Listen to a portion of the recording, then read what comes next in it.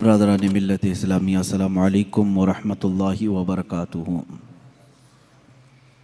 الحمدللہ الحنان المنان الذي خلق الانسان وعلمه البيان، والصلاة والسلام على رسوله سید الانس والجان وعلى آلہ واصحابہ ذوی الخیر والاحسان، اما بعد فأعوذ باللہ من الشیطان الرجیم، بسم اللہ الرحمن الرحیم۔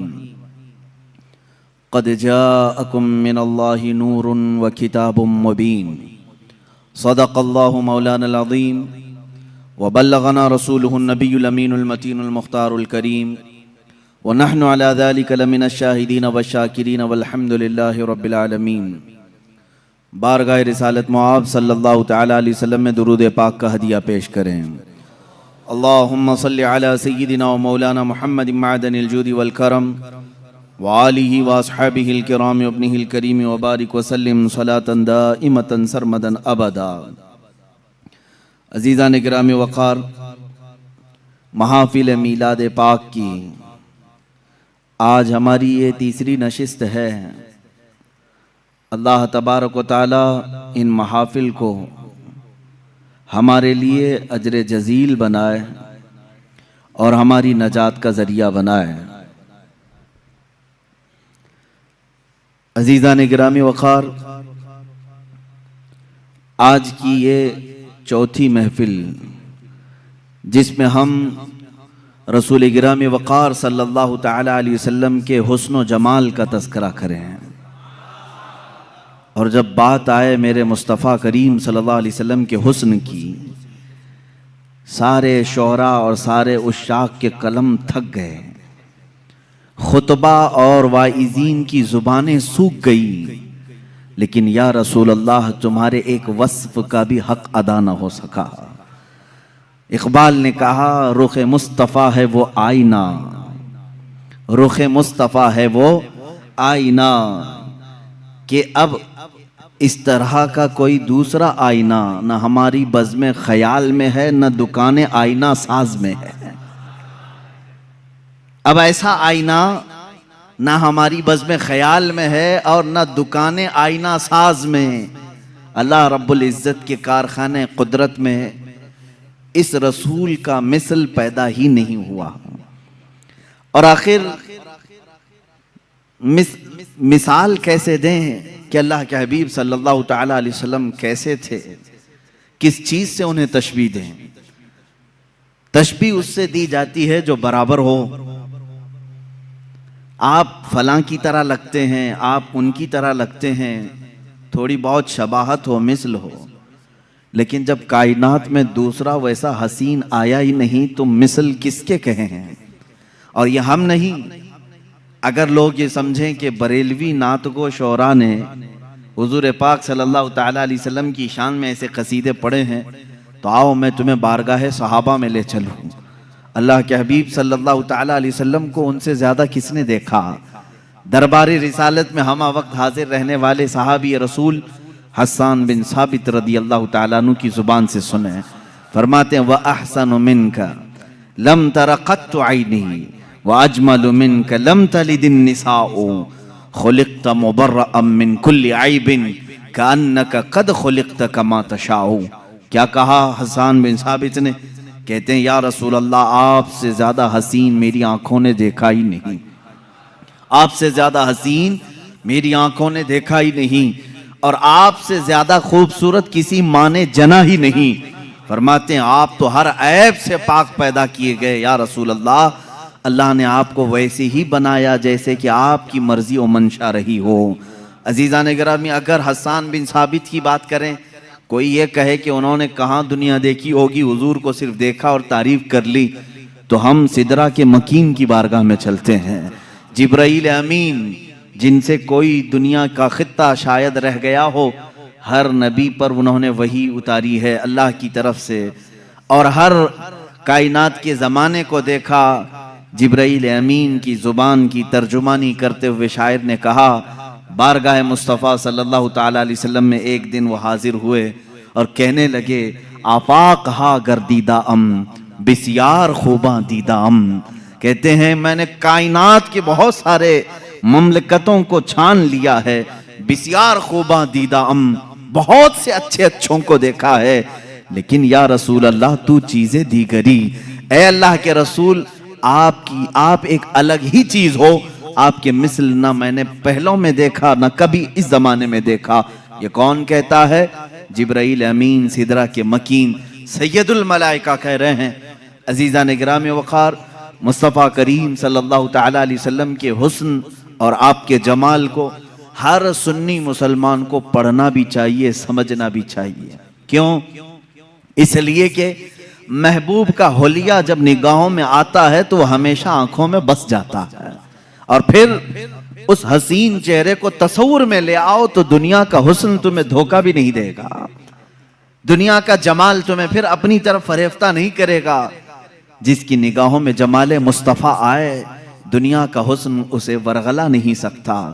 یہ تو ہماری کمزرفی ہے, یہ ہماری طرف سے کوتاہی و سستی ہے کہ ہم نے رخ مصطفیٰ کو پڑھا نہیں. صحابہ نے من عن تصویر مصطفیٰ کتابوں میں لکھ دیا ہے.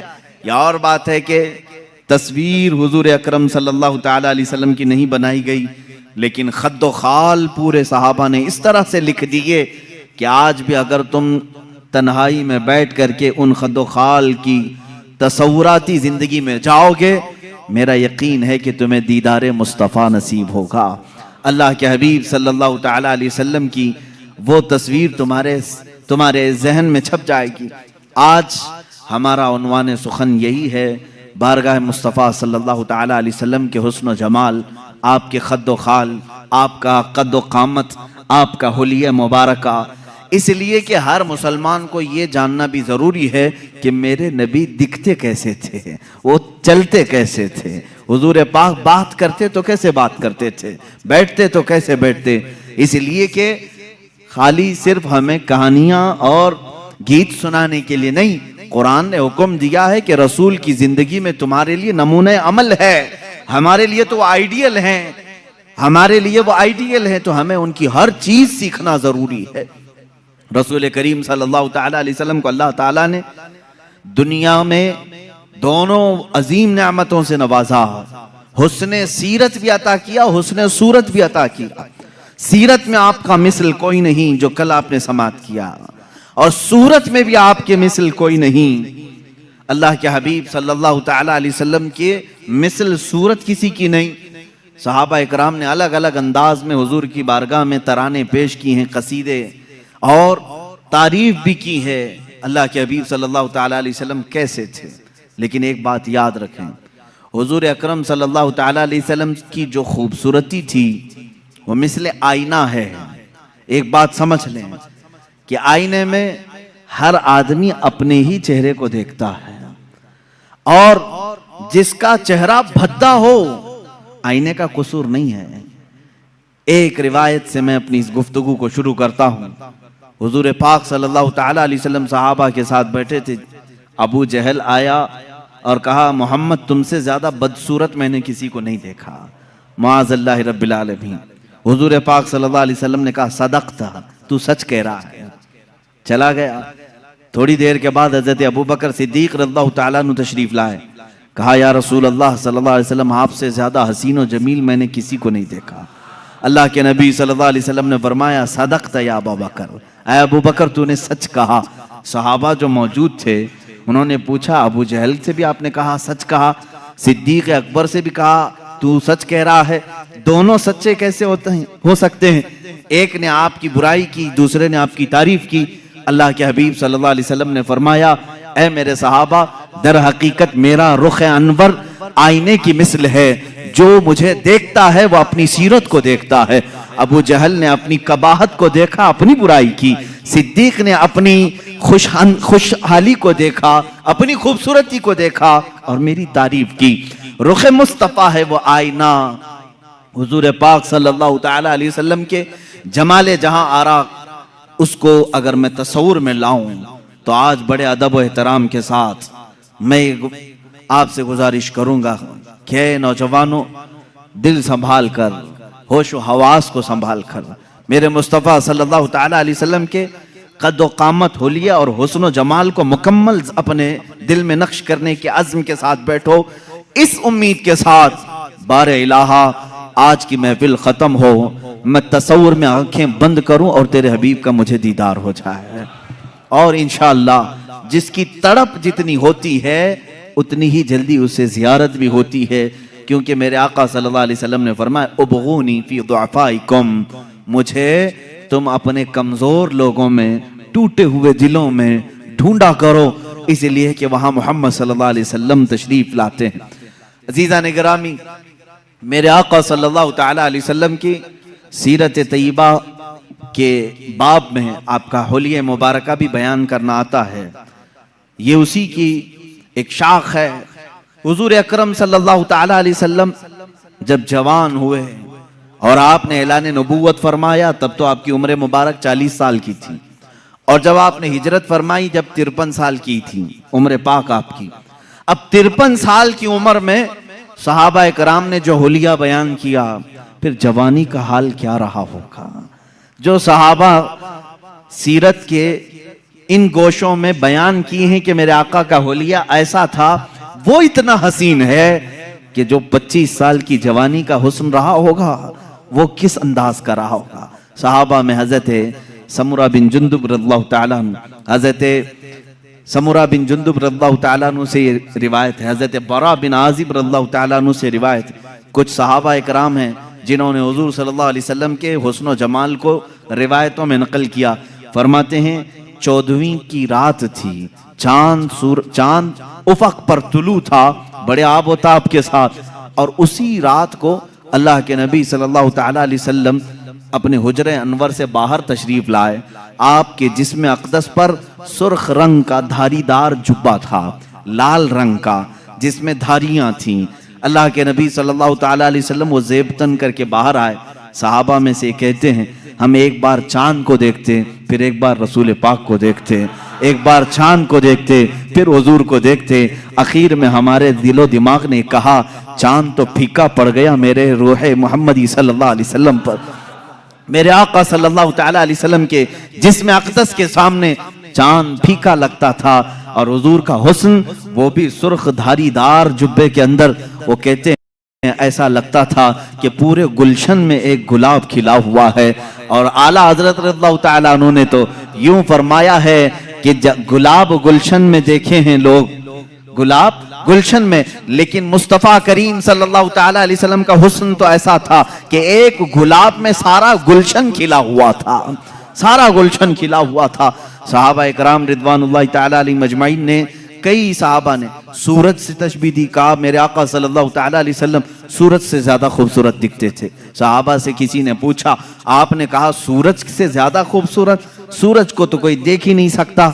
حضور پاک صلی اللہ تعالیٰ علیہ وسلم کے حسن و جمال کو لوگ دیکھنے کے لیے وارفتہ ہوتے۔ اس صحابی نے کہا میں نے وہ دوپہر والا سورج نہیں کہا، وہ چاشت والا سورج کہا ہے، جس کو دیکھنے سے ہڈیوں میں بھی طاقت آتی ہے، جس کی روشنی سے بدن میں بھی قوت آتی ہے، اس کو ضحیٰ کہتے ہیں۔ قرآن پاک میں بھی وَالضُّحَىٰ وَاللَّيْلِ إِذَا سَجَىٰ، قرآن میں جو آیتیں آئی ہیں، ضحیٰ کہتے ہیں ناشتے کے وقت جو سورج نکلا رہتا ہے 8 بجے سے لے کر 9 بجے کے بیچ، جس کی ہلکی ہلکی سی روشنی تمہارے جسم پر ابھی ابھی گرماہٹ پیدا کرتی ہے، اور اس وقت سورج کی ٹکیا پر تمہاری نگاہیں بھی ٹکتی ہیں، اس سورج کو کہتے ہیں ضحیٰ۔ چاشت کے وقت والا سورج جو پوری کرنیں دنیا میں پھیلا چکا ہوتا ہے، اور اللہ رب العزت نے خود رخ مصطفیٰ کو وہ صبح کے سورج سے تشبیہ دی ہے۔ عزیزان گرامی، اب یہاں تشبیہات بہت ساری ہیں، صحابہ کرام نے الگ الگ تشبیہیں دی۔ بعض صحابہ نے کہا وہ 14ویں کا چاند جب چمکتا تھا حضور اکرم صلی اللہ تعالیٰ علیہ وسلم کے حسن کے آگے وہ پھیکا تھا، اور بعض صحابہ نے کہا سورج کے مثل، لیکن ایک شاعر نے کہا ہے چاند سے تشبیہ دینا یہ بھی کیا انصاف ہے، چاند سے تشبیہ دینا یہ بھی کیا انصاف ہے، چاند میں تو داغ ہے حضرت کا چہرہ صاف ہے۔ یہ شاعر نے کہا چاند میں تو کبھی ہم 14ویں کو دیکھ کے چاند کو دیکھتے ہیں اس میں داغ نظر آتے ہیں، اور شاعر نے کہا چاند سے تشبیہ دینا یہ بھی کیا انصاف ہے، चांद में तो दाग है, हजरत का चेहरा साफ है। मेरे आका सल्लल्लाहु ताला अलैहि वसल्लम के रुखे अनवर पर एक धब्बा भी नहीं था, कभी एक कोई इस तरह की फुंसी नहीं आई जिससे लोग कबाहत कर सकते हो, कराहत कर सकते हो। अब जिसमें अतहर का जो हुलिया सीरत में बयान किया गया है वो तवज्जो से सुने। अल्लाह के हबीब सल्लल्लाहु ताला अलैहि वसल्लम कद्दो कामत में ना बहुत ज्यादा लंबे थे और ना पस्त कद थे, दरमियानी कद, लेकिन वो भी इस कमाल का कि अगर 1000 के मजमे में हो तो सबसे बुलंद मेरे आका नजर आते थे। ये कद्दो कामत सहाबा ने फरमाया वो बहुत ज्यादा लंबे नहीं थे, बहुत ज्यादा पस्त कद भी नहीं थे, दरमियानी कद, लेकिन 1,00,000 सहाबा के दरमियान भी होते, हुजूर का चेहरा सबसे नुमाया नजर आता और सबसे बुलंद नजर आता। ये तो मेरे आका का मौजज़ा भी था। कद्दो कामत के मुतालिक सहाबा ने ये फरमाया। और उसके बाद सहाबा ने उम्मुल मोमिनीन आयशा सिद्दीक़ा रज़ियल्लाहु ताला, उम्मे सलमा रज़ियल्लाहु ताला, ये वो सहाबा और सहाबियात और अज़वाज की तज़किरे में कर रहा हूँ जिन्होंने मेरे आका सल्लल्लाहु ताला अलैहि वसल्लम के साथ अपनी ज़िंदगी के लम्हात बिताए हैं और सोहबत पाई है। उन्होंने तारीख़ में हुजूर का हुलिया रकम किया है। अल्लाह के नबी सल्लल्लाहु ताला अलैहि वसल्लम की पेशानी मुबारका उभरी हुई थी, चौड़ी थी, ऐसी नहीं कि बिल्कुल छोटी हो, कुशादा पेशानी थी। और हुजूर अकरम सल्लल्लाहु ताला अलैहि वसल्लम की दोनों भवें जो थी, इनको भवें कहा जाता है, अबरू कहते हैं या भवें कहते हैं, ये दोनों निहायत घने थे और बीच में आकर के मिल जाते थे, यानी दोनों भवों के दरमियान मिलावट थी, इतना कुशादा नहीं, खुले हुए नहीं, दोनों अबरू मिल जाया करते थे। ये खूबसूरती की आला किस्म हुआ करती है। और हुजूर पाक सल्लल्लाहु ताला अलैहि वसल्लम की पलकें निहायत घनी और लंबी थी।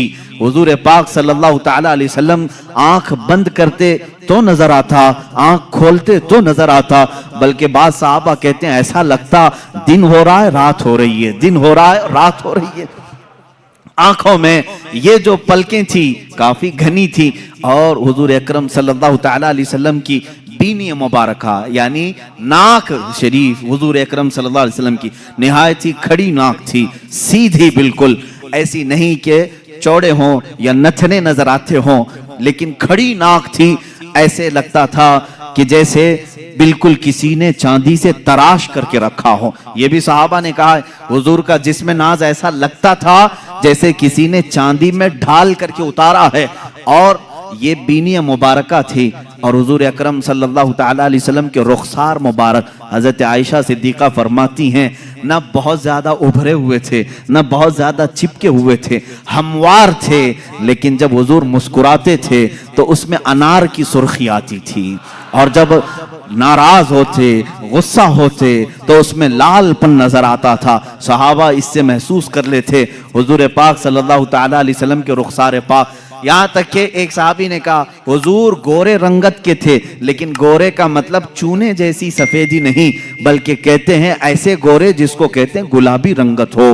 हुजूर पाक सल्लल्लाहु ताला अलैहि वसल्लम गुलाबी माइल थे खूबसूरती में, पेशानी उभरी हुई चौड़ी, रुखसार हमवार, बीनी, नाक मुबारका निहायत ही सीधी और खड़ी हुई, और लबहाए नाज अल्लाह अल्लाह। सहाबा कहते हैं हुजूर पाक सल्लल्लाहु ताला अलैहि वसल्लम के होंठ निहायत ही सुर्ख थे, ऐसा लगता था जैसे किसी ने कली किया हुआ हो, उस पर ऐसे तराशा गया हो। जब मेरे आका सल्लल्लाहु ताला अलैहि वसल्लम मुस्कुराते थे तो लोगों सहाबा ने बयान किया उसमें एक धार भी नजर नहीं आती थी, जैसे बच्चों के होंठ लब नरम और नाजुक होते हैं, ये हमारे बच्चों के जवान होते होते होंठ सख्त हो सकते हैं, बुढ़ापे में होंठ लटक सकते हैं, लेकिन सहाबा जिस उम्र की ये हालत बयान कर रहे हैं ये हुजूर के 53 साल उम्र की बात है। 53 साल उम्र के वक्त हुजूर के लबहाए नाज निहायत ही नरम और बहुत ही दिलगुदाज थे। हुजूर जब मुस्कुराते थे तो ये होंठ फैल जाते थे और इसमें सुर्खी नजर आती थी। और रसूल करीम सल्लल्लाहु ताला अलैहि वसल्लम की ज़क़न मुबारक यानी ठुड्डी शरीफ, ये बिल्कुल ही मुसल्लस नुमा, यानी ऐसे नहीं कि जिसको ऐबदार समझा जाए। और दाढ़ी शरीफ इतनी घनी थी, हुजूर पाक सल्लल्लाहु ताला अलैहि वसल्लम की दाढ़ी निहायत घनी, और बाल शरीफ बहुत सीधे भी नहीं, बहुत घुंघरू भी नहीं, लेकिन थोड़े से घुंघरालू थे। और سر مبارک سے جو بال تھے صحابہ کرام فرماتے ہیں کہ پیشانی سے لٹک کر کانوں کی لو تک آتے تھے. جو زلفیں تھی حضور پاک صلی اللہ علیہ وسلم کی اور کبھی کندھوں تک آ جاتے تھے, لیکن ان زلفوں میں بل کھائے ہوئے تھے, یعنی ہلکے ہلکی سے گھنگریالو تھے. اور رسول کریم صلی اللہ تعالی علیہ وسلم کے کانوں سے جب یہ گھنے بال کندھوں تک لٹکتے تھے, ماں عائشہ صدیقہ فرماتی ہیں کالے بال, نہایت کالے بال جب وہ دونوں کندھوں تک لٹکتے تھے اور ان بالوں کے بیچ میں دونوں کان ایسے لگتے جیسے تارے رات میں کھلے ہوئے ہوں. دو بڑے ستارے ان گھنے بالوں کے درمیان کھلے ہوئے ہوں. صحابہ کہتے ہیں اسی طرح سے نظر آتے تھے, کیونکہ کانوں میں بالکل سفیدی تھی, بہت ہی روشنی تھی, اور بال نہایت ہی رنگ کالے. اور ان کالی رنگت میں جب وہ سفید رنگ کے کان ہوں, یقیناً وہ خوبصورت ہوں گے, یقیناً وہ تارے سے زیادہ خوبصورت لگتے ہوں گے. اب گردن مبارک جو تھی صحابہ کہتے ہیں سراہی نما تھی, ایسے جیسے کہ حضور اکرم صلی اللہ علیہ وسلم پانی پی رہے ہوں تو صحابہ کو یہ تک نظر آتا تھا کہ پانی اتر رہا ہے, جیسے شیشے کے اندر سراہی میں پانی ڈالا جائے. اور ایک صحابی بیان کرتے ہیں حضور پاک صلی اللہ تعالی علیہ وسلم سے جس نے مصافحہ کیا, وہ ہتھیلیاں اتنی نرم و گداز تھی, کہتے ہیں دنیا کے کسی ریشم میں اتنی نرم و گدازت نہیں ہوتی, اتنی لطافت نہیں ہوتی, اتنی لطافت. اور وہ بھی کس عمر کی بات, 53 سالہ عمر کی بات ہے. ہاتھ جوان ہوتے ہوتے سخت ہونے لگتے ہیں.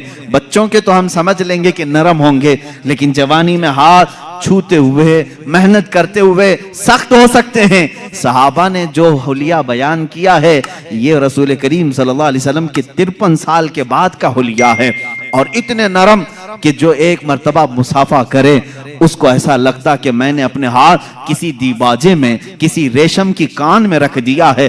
اور جن صحابہ نے حضور صلی اللہ تعالی علیہ وسلم کے بازوئے مبارکہ پکڑے ہیں وہ کہتے ہیں ایسا لگتا تھا جیسے کسی نرم روئی کو ہم نے پکڑا ہے. لیکن اس کی طاقت کا اندازہ کس کو ہے, اس کی طاقت کا اندازہ کس کو ہے. عزیزان گرامی, رسول کریم صلی اللہ تعالی علیہ وسلم کے بازوئے مبارکہ بھی صحابہ نے لکھے. اتنا قربان جاؤ صحابہ کے عشق پر کہ کسی اور کا حلیہ ایسا لکھا ہی نہیں ہوگا پوری دنیا میں کہ صحابہ نے جس طرح سے بیان کیا ہے. حتیٰ کہ پوری 63 سالہ عمر پاک آئی میرے آقا کی, صحابہ کہتے ہیں حضور صلی اللہ علیہ وسلم کے پورے بال کالے ہی رہے, داڑھی مبارکہ کالی رہی. ان پورے داڑھی اور سر کے بالوں میں صحابہ کہتے ہیں 14 بال سفید آئے تھے. کتنے؟ 14 بال سفید آئے تھے.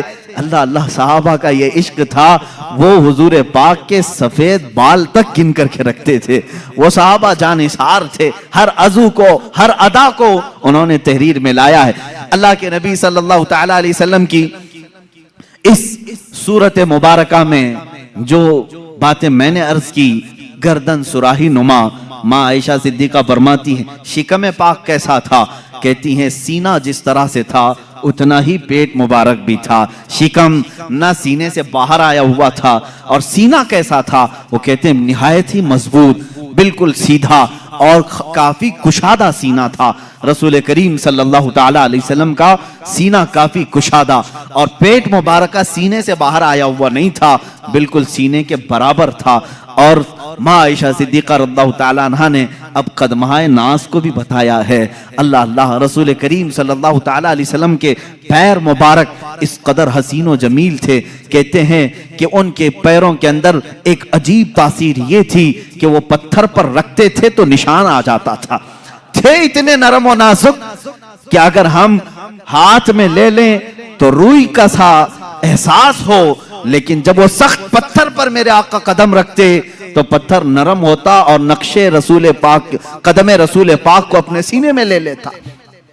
رسول کریم صلی اللہ تعالی علیہ وسلم کے کف پا, حضور پاک کے قدم پاک کے نقش کو بہت ساری جگہوں پر محفوظ کیا گیا. آج بھی پتھروں پر حضور کا نقش پا ملتا ہے. اللہ کے حبیب صلی اللہ تعالی علیہ وسلم کے قدمہائے ناز ہیں.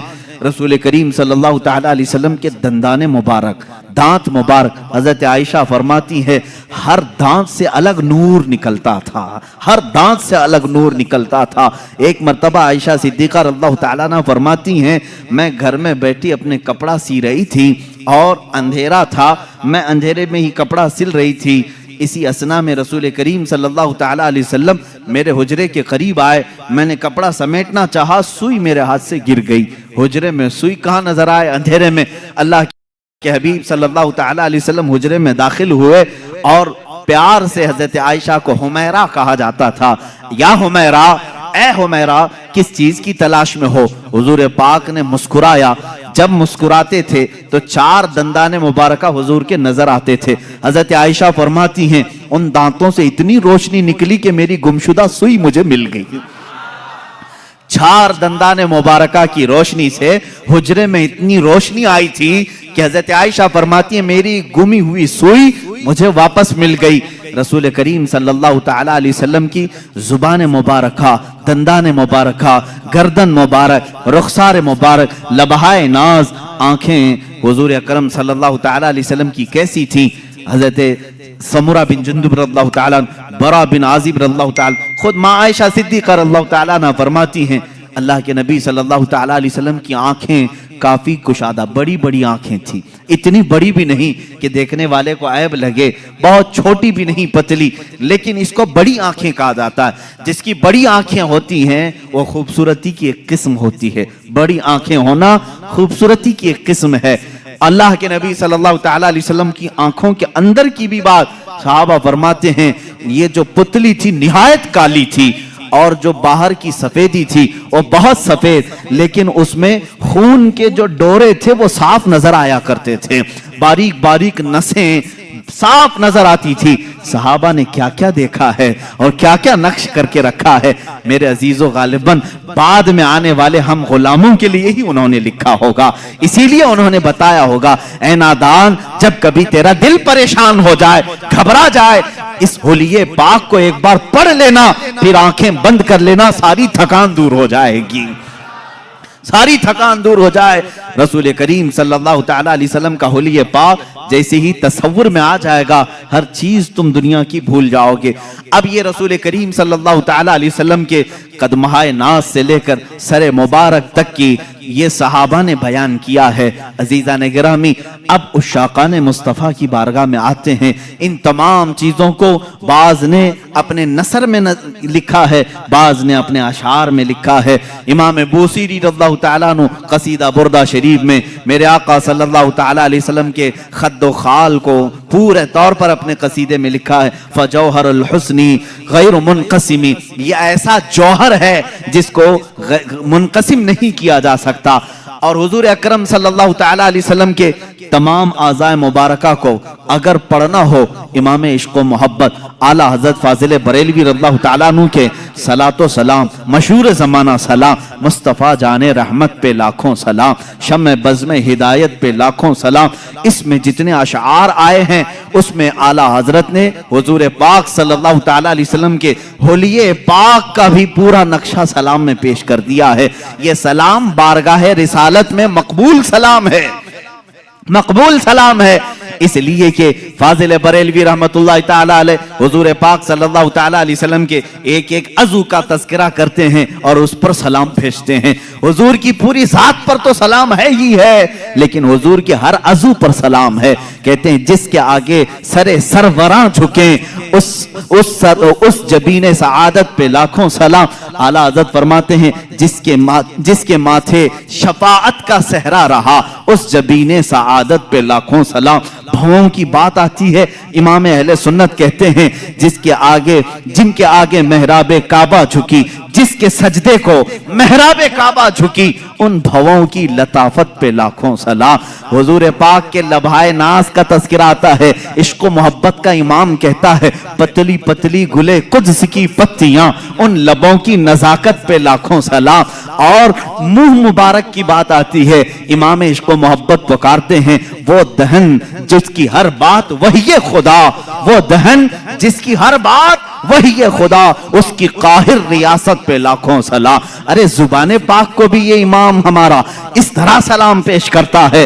کہتے ہیں وہ زبان جس کو سب کن کی کنجی کہیں اس کی نافذ حکومت پہ لاکھوں سلام. کان مبارک پر بھی سلام بھیجا, کہا دور و نزدیک کے سننے والے وہ کان لالے کرامت پہ لاکھوں سلام. ہاتھوں پر بھی سلام بھیجا, ہاتھ جس سمت اٹھا غنی کر دیا موج بحر سماحت پہ لاکھوں سلام. ارے شکم ناس پر بھی بریلی کے امام نے سلام بھیجا, کہا کل جہاں ملک اور جو کی روٹی غذا اس شکم کی قناعت پہ لاکھوں سلام. میرے آقا کے قدمہائے ناس پر بھی سلام بھیجا, کہا کھائی قرآن خاکے گزر کی قسم, کھائی قرآن خاکے گزر کی قسم اس کفے پاک کی حرمت پہ لاکھوں سلام. میرے اعلیٰ حضرت میرے آقا صلی اللہ تعالی علیہ وسلم کے ہر عضو ناس پر سلام بھیجا ہے, اسی لیے یہ سلام مقبول بارگاہ انعام ہے. رسول کریم صلی اللہ تعالی علیہ وسلم کے دربار میں یہ قبول کیا ہوا سلام ہے. عزیزان گرامی وقات, مصطفیٰ کریم صلی اللہ تعالی علیہ وسلم کے حلیے ناز کی ظاہری صورت میں نے آپ کے سامنے بتائی, ان کی باطنی جو صورت ہے اللہ اس پر بڑی لمبی گفتگو ہوگی. میں نے تو صرف یہ بتایا کہ آنکھیں حضور پاک کی بڑی بڑی تھیں, اس میں کالی کالی پتلیاں اور نہایتی سفید قسم کی سفیدی. یہ تو ظاہری آنکھوں کی صورت ہم نے آپ کے سامنے رکھی. بھویں ایک دوسرے سے ملتی ہیں, یہ تو ہم نے ظاہری صورت آپ کے سامنے رکھی, لیکن اس کی جو باطنی معنوی حقیقی جو تاثیرات ہیں وہ اپنی جگہ پر ایک الگ مقام رکھتی ہیں. آنکھیں صرف وہ نہیں کہ بڑی ہو جائیں خوبصورت ہیں, بلکہ احادیث میں کہا ہے یہ آنکھیں خوبصورت تو تھی ہی لیکن دیکھتی کیا کیا تھی. کہتی ہیں احادیث کہتی ہیں, حضور نے فرمایا اے میرے صحابہ نماز پڑھ کر کے فارغ ہوئے, حضور فرماتے ہیں اے میرے صحابہ رکوع اور سجدے میں نہایت خشوع و خضوع میں رہو, دل کو جمائے رکھو. صحابہ گھبرا گئے, یہ جماعت سے نماز ہوئی ہے, امام سید الانبیاء, صحابہ مقتدی, نماز کے بعد صحابہ سے کہہ رہے ہیں رکوع سجدہ برابر کرنا. کیوں؟ صحابہ نے پوچھا یا رسول اللہ صلی اللہ تعالی علیہ وسلم کیا بات ہے؟ اللہ کے نبی فرماتے ہیں اے میرے صحابہ جس طرح میں اپنے آگے دیکھتا ہوں ویسے میں اپنے پیچھے بھی دیکھتا ہوں. اور پھر فرمایا انی ارا ما لا ترون, میں وہ سب دیکھتا ہوں جو تم نہیں دیکھتے. وہ رسول کریم صلی اللہ تعالی علیہ وسلم کے نگاہوں کا ظاہری جمال اپنی جگہ, جس طرف اٹھ گئی دم میں دم آ گیا اس نگاہ عنایت پہ لاکھوں سلام. یہ نگاہیں ہیں جن کی تاثیر بھی یہ ہے. اور حضور اکرم صلی اللہ تعالی علیہ وسلم کے چہرے ناز کی خوبصورتی آپ کے سامنے رکھا, بے مثل حسن ہے, لاجواب اور بے نظیر حسن ہے, لیکن چہرے مبارکہ کی تاثیر ایسی. اللہ اللہ میرے عزیزو, یہ رسول نماز میں ہیں, ظہر کی نماز پڑھا رہے ہیں, اس چہرے کا تذکرہ قرآن میں بھی آیا ہے. یہ چہرہ حضور پاک کا جو بیان کیا نہایت گلابی رنگت کا خوبصورت, ابرو کشادہ, پیشانی کشادہ, میں نے ظاہری صورت رکھی. قرآن اس چہرے کا تذکرہ کیسے کہہ رہا ہے؟ یہ مدینہ طیبہ کا ایک علاقہ ہے, صحابہ کو نماز پڑھا رہے ہیں, ظہر کی نماز ہے, 2 رکعت ہو گئی. اس وقت قبلہ بیت المقدس تھا, اس وقت مسلمانوں کا قبلہ بیت المقدس تھا, مسجد اقصی کی طرف نہ منہ کر کے نماز پڑھ رہے تھے. رسول کریم صلی اللہ تعالی علیہ وسلم کے دل میں خیال گزرا کاش ہمارا قبلہ خانہ کعبہ ہوتا تو زیادہ اچھا ہوتا, اس لیے کہ بیت المقدس اس طرف تھا, خانہ کعبہ بالکل پیچھے کی طرف تھا, اپوزٹ سمت میں. اور یہ خیال آیا. پھر آگے کی بات قرآن سے سنو, 2 پارے کا پہلا صفحہ ہے. مولا تعالیٰ فرماتا ہے قد نرا تقلب وجہک فی السماء فلنولینک قبلۃ ترضاھا. اے رسول, حضور صلی اللہ تعالی علیہ وسلم نے یہ خیال کیا دل میں, اور اس کے بعد کیا کیا, 2 رکعت نماز پڑھا لی صحابہ کو, اور اپنا چہرہ آسمان کی طرف اٹھانے لگے. تم اگر آسمان کی طرف منہ اٹھاؤ گے نماز مکروہ ہو جائے گی. تم اگر اپنا چہرہ نماز کی حالت میں آسمان کی طرف اٹھاؤ گے نماز مکروہ ہے. رسول پاک صلی اللہ علیہ وسلم 2 رکعت کے بعد اپنا چہرہ پاک آسمان کی طرف اٹھانے لگے. 1 بار اٹھایا, 2 بار اٹھایا, 3 بار اٹھایا, آیت نازل ہو گئی, جبرائیل امین آ گئے یہ لے کر کے, قد نرا تقلب وجہک فی السماء, اے محبوب ہم نے آپ کا آسمان کی طرف چہرہ اٹھانا ہم دیکھ رہے ہیں, اے رسول ہم آپ کا چہرہ اٹھانا دیکھ رہے ہیں, اور ہم آپ کو اس قبلے کی طرف پھیر دیں گے جہاں آپ کی مرضی ہے. فولی وجہک شطر المسجد الحرام, اور اللہ تعالیٰ نے پھر فوراً ایک آیت اور نازل فرمائی. پہلے کیا کہا رب تعالیٰ نے, اے حبیب آپ کے دل میں جس قبلے کا خیال ہے, قبلتن ترضاہا, جس کی طرف آپ کی رضا ہے اسی قبلے کی طرف ہم آپ کو پھیریں گے. پھیریں گے کب پھیریں گے یہ ابھی نہیں آیا, فوراً آیت اتر گئی. ابھی تو یہ ظہر کی نماز میں تھے, جبرائیل امین نے آیت پیش کی, فولی وجہک شطر المسجد الحرام, اے رسول آپ کی خواہش ہوئی ہے, دیر کس بات کی, اسی حالت میں آپ پھر جائیں, آج سے قبلہ آپ کا خانہ کعبہ بنا دیا گیا ہے. یہ نہیں کہ یہ نماز ہو جائے ظہر کے بعد عصر سے جو ہے قبلہ ادھر ہوگا, مغرب سے ادھر ہوگا, نہیں, رسول نے خواہش ابھی کی ہے نماز میں, ابھی ہی قبلہ بدل دیا جائے. اسی لیے کہا گیا ہے یہ چہرہ ناز کی ظاہری صورت تو میں نے بتایا, باطنی اس کی تاثیر یہ ہے, اگر آسمان کی طرف یہ چہرہ اٹھ جائے تو قیامت تک آنے والے مسلمانوں کا قبلہ بدل جائے. قبلہ بدل گیا, اب دوبارہ قبلہ کوئی بدل نہیں سکتا. کس نے بدلا؟ چہرہ مصطفیٰ نے قبلہ بدلا ہے. یہ چہرہ مصطفیٰ آسمان کی طرف اٹھا ہی تھا کہ خانہ کعبہ قبلہ بن گیا. حضور مڑ گئے اور قبلہ کعبہ ہو گیا. پھر یہ 2 رکعت کعبے کی طرف منہ کر کے پڑی گئی. عزیزان گرامی, اس چہرہ ناز کی یہ حقیقی جو تاثیر ہے وہ میں عرض کر رہا ہوں. ایک ظاہری حسن و جمال ہے, ایک باطنی حسن و جمال ہے. دونوں جمال کے ساتھ میرے آقا صلی اللہ تعالی علیہ وسلم اس دنیا میں تھے. اب یہاں میں اگر بتا دوں, ایک صحابی کہتے ہیں حضور صلی اللہ تعالی علیہ وسلم کا جو حقیقی حسن و جمال تھا وہ تو کسی نے دیکھا ہی نہیں, کسی نے دیکھا نہیں.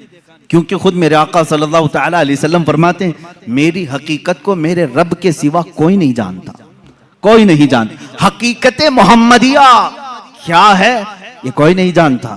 میں مصر میں تھا اور وہاں پر ایک شیخ تھے, نابینا تھے, بڑے پائے کے بزرگ ہیں.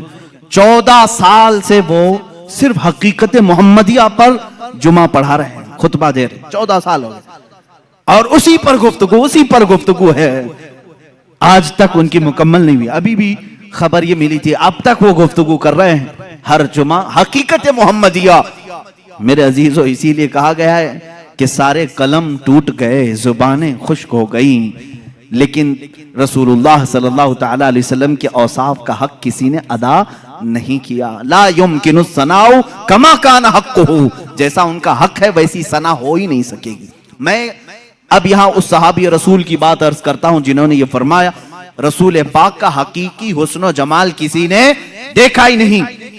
اس لیے کہ اس صحابی نے فرمایا میں نے رسول کریم صلی اللہ تعالی علیہ وسلم سے سنا ہے اگر میرے حسن و جمال کو آشکار کر دیا جائے تو کسی کی آنکھیں دیکھنے کی تاب بھی نہیں لا سکیں گی, دیکھنے کی تاب بھی نہیں لا سکیں گی.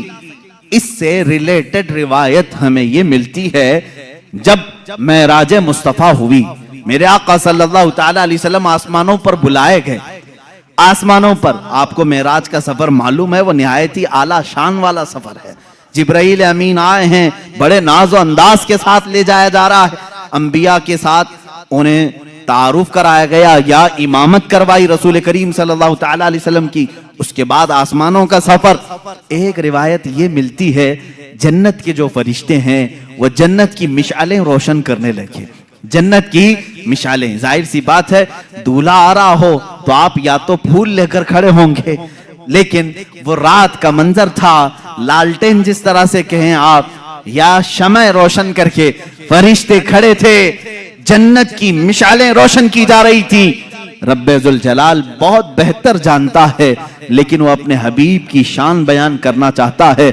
فرشتوں سے فرمایا اے ملائکہ یہ مشعلیں کیوں روشن کر رہے ہو؟ فرشتوں نے عرض کیا مولا تیرے حبیب کے استقبال میں, تیرا حبیب معراج کے سفر پر ہے اور تیرے قرب کی منزلیں طے کر رہا ہے, ہم اس کی آمد کے انتظار میں, ہم اس کے استقبال میں یہ مشعلیں روشن کر رہے ہیں. رب ذوالجلال نے فرمایا اے ملائکہ یہ مشعلیں رکھ دو, اس لیے کہ میں اپنے نبی کے اپنے حبیب کے چہرے پر 70,000 حجابات رکھا ہوں، 70,000 پردے رکھا ہوں.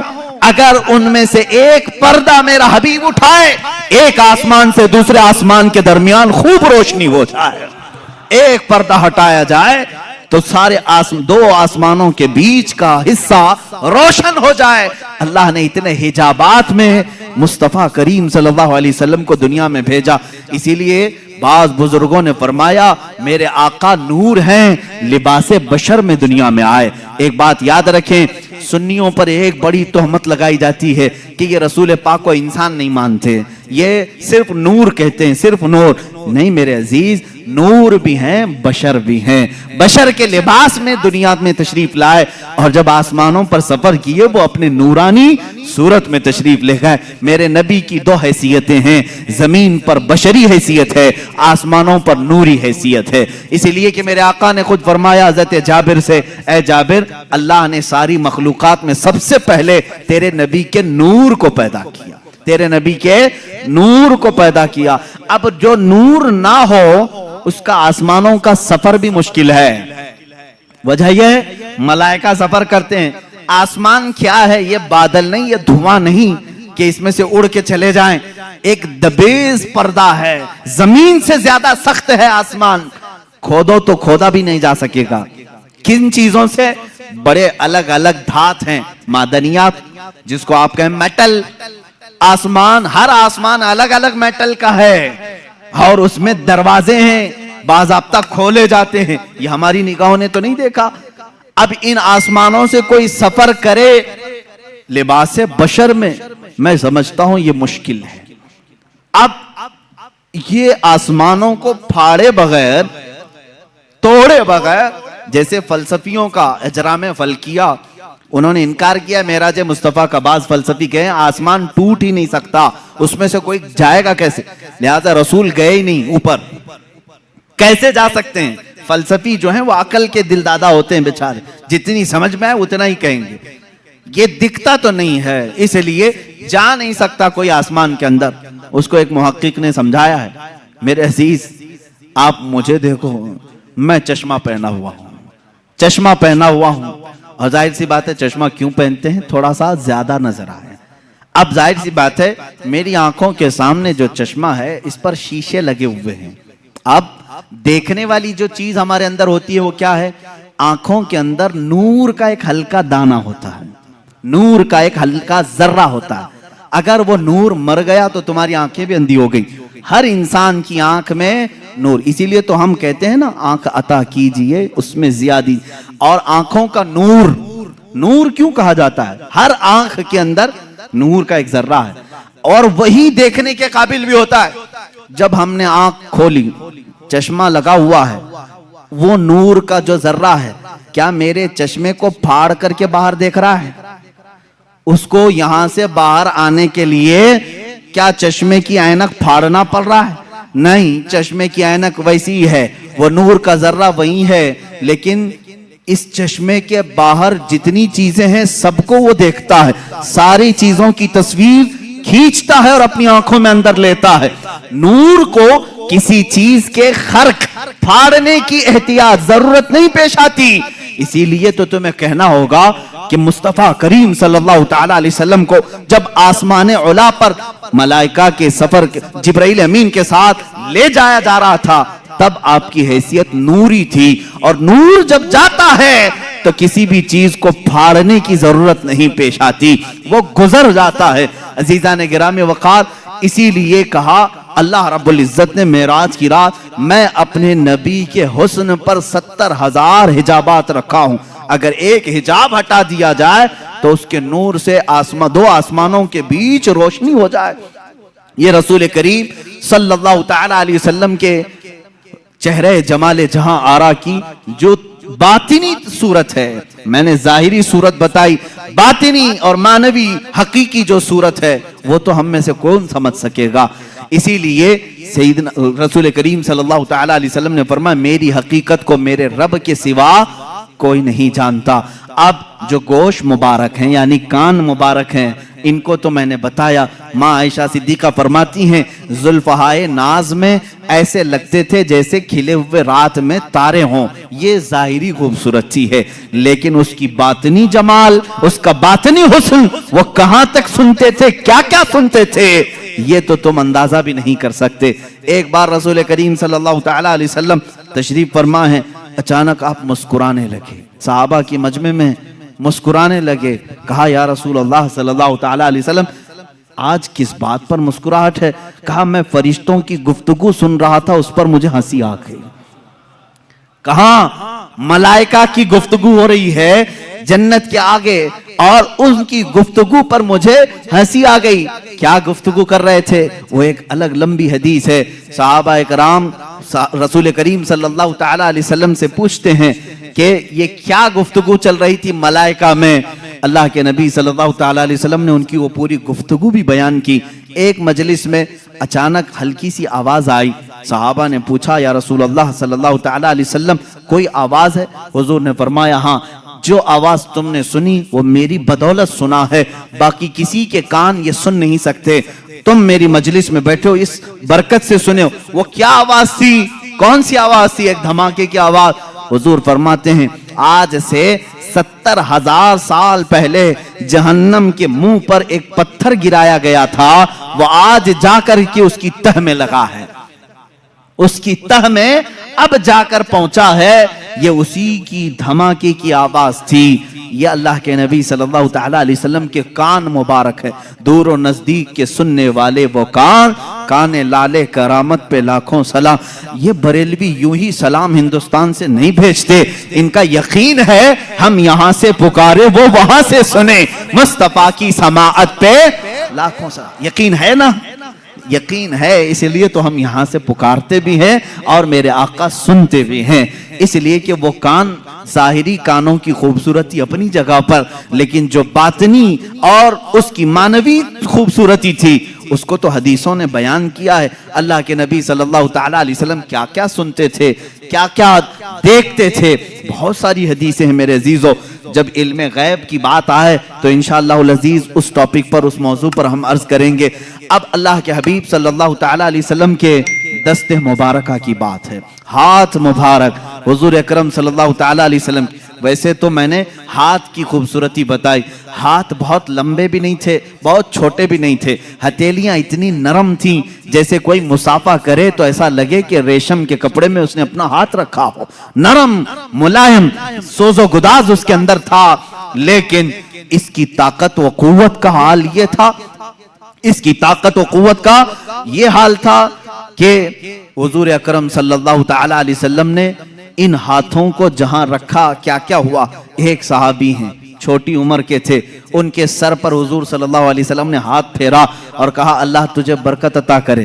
ان کی عمر 94 سال کی ہوئی, 94 سال کی, اور ان کے پورے سر میں ایک بال بھی سفید نہیں تھا, ایک بال. حضور کا دستے میں باقی داڑھی سفید, مونچھ سفید, بھویں سفید, بال چہرے سر کے ایک بھی سفید نہیں, اس لیے کہ دستے مبارکہ میرے آقا نے اس پر رکھا تھا.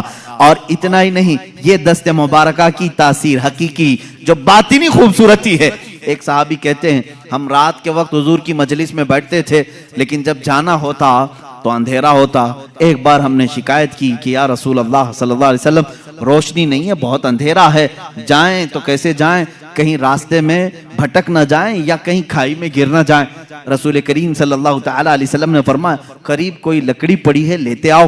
قریب ایک لکڑی پڑی ہوئی تھی, صحابہ نے پیش کر دیا. اللہ کے نبی صلی اللہ علیہ وسلم نے اس لکڑی پر مسح کیا, اپنے ہاتھ سے مسح کیا اور کہا اس لکڑی کو لے جاؤ, یہ اجالا دے گی. وہ صحابہ کہتے ہیں ہم باہر آئے تو اس کی ہر شاخ سے نور کی شعائیں پھوٹ رہی تھی, اتنی روشنی کہ پوری گلی روشن ہوئی. اب وہ 3 صحابہ تھے, کہتے ہیں ایک موڑ پر ہمیں راستہ بدلنا تھا, ایک کو ادھر جانا تھا, ایک کو ادھر, ایک کو ادھر. اب کیا کریں, ایک روشنی کا کمکمہ حضور نے دیا تھا. تینوں نے کہا ہم 3 ٹکڑے کرتے ہیں اور اپنے اپنے گھر لے جاتے ہیں. تینوں ٹکڑے کیے, ہر ٹکڑے سے وہی روشنی آ رہی تھی. رسول پاک صلی اللہ تعالیٰ علیہ وسلم جس لکڑی پر اپنا دست مبارکہ لگا دیں وہ روشنی ہی روشنی پیدا کرے. ایک صحابی ہیں جنگ بدر میں حضرت عکاشہ رضی اللہ تعالیٰ عنہ کہتے ہیں میں غریب صحابہ میں سے تھا، کسی کے پاس تلوار تھی، کسی کے پاس چاقو تھی، میرے پاس کچھ بھی نہیں تھا۔ میں حضور کی بارگاہ میں عرض کیا کہ آقا لڑنا تو مجھے بھی ہے، جذبہ جہاد میرے بھی اندر ہے، غریب ہی ہے، غربت کی وجہ سے میرے پاس کچھ نہیں۔ حضور نے ایک لکڑی اٹھائی اور کہا جاؤ اس سے جنگ کرو۔ وہ ایک پرانی لکڑی تھی، وہ صحابی کہتے ہیں میرے آقا نے اپنا دست مبارک اس لکڑی پر رکھا تھا، وہ ایسی غضب کی تلوار بنی کہ اسی سے میں نے کئی لوگوں کو گھاؤ دیے، زخم دیے، اور وہ لکڑی کسی کافر کے گردن کے قریب جاتی گردن اڑ کر چلی جاتی تھی۔ وہ دست مبارکہ کی تاثیرات، یہ الگ عنوان ہے میرے عزیزو، وہ چھو لیں تو اس میں برکت ہو۔ اب آؤ حضرت جابر رضی اللہ تعالیٰ عنہ کے گھر کی دعوت، جو آپ نے سنا بھی تھا معجزات میں، حضور پاک صلی اللہ تعالیٰ علیہ وسلم کھانا تناول فرما لیے، کھانے کے بعد دسترخوان سے اپنا ہاتھ پوچھ لیا۔ حضرت جابر کہتے ہیں میں نے وہ دسترخوان اٹھا لیا اور برکت کے لیے رکھ لیا۔ اللہ اللہ، اسی صحابی کا عقیدہ بریلی کے امام نے ہمیں دیا ہے، رسول اللہ سے جو بھی چیز متعلق ہو جائے وہ ہمارے لیے برکت کا ذریعہ ہے۔ ہم ان کو مٹانے کی بات نہیں کرتے، بلکہ ان تبرکات پہ خود کو مٹانے کی بات کرتے ہیں۔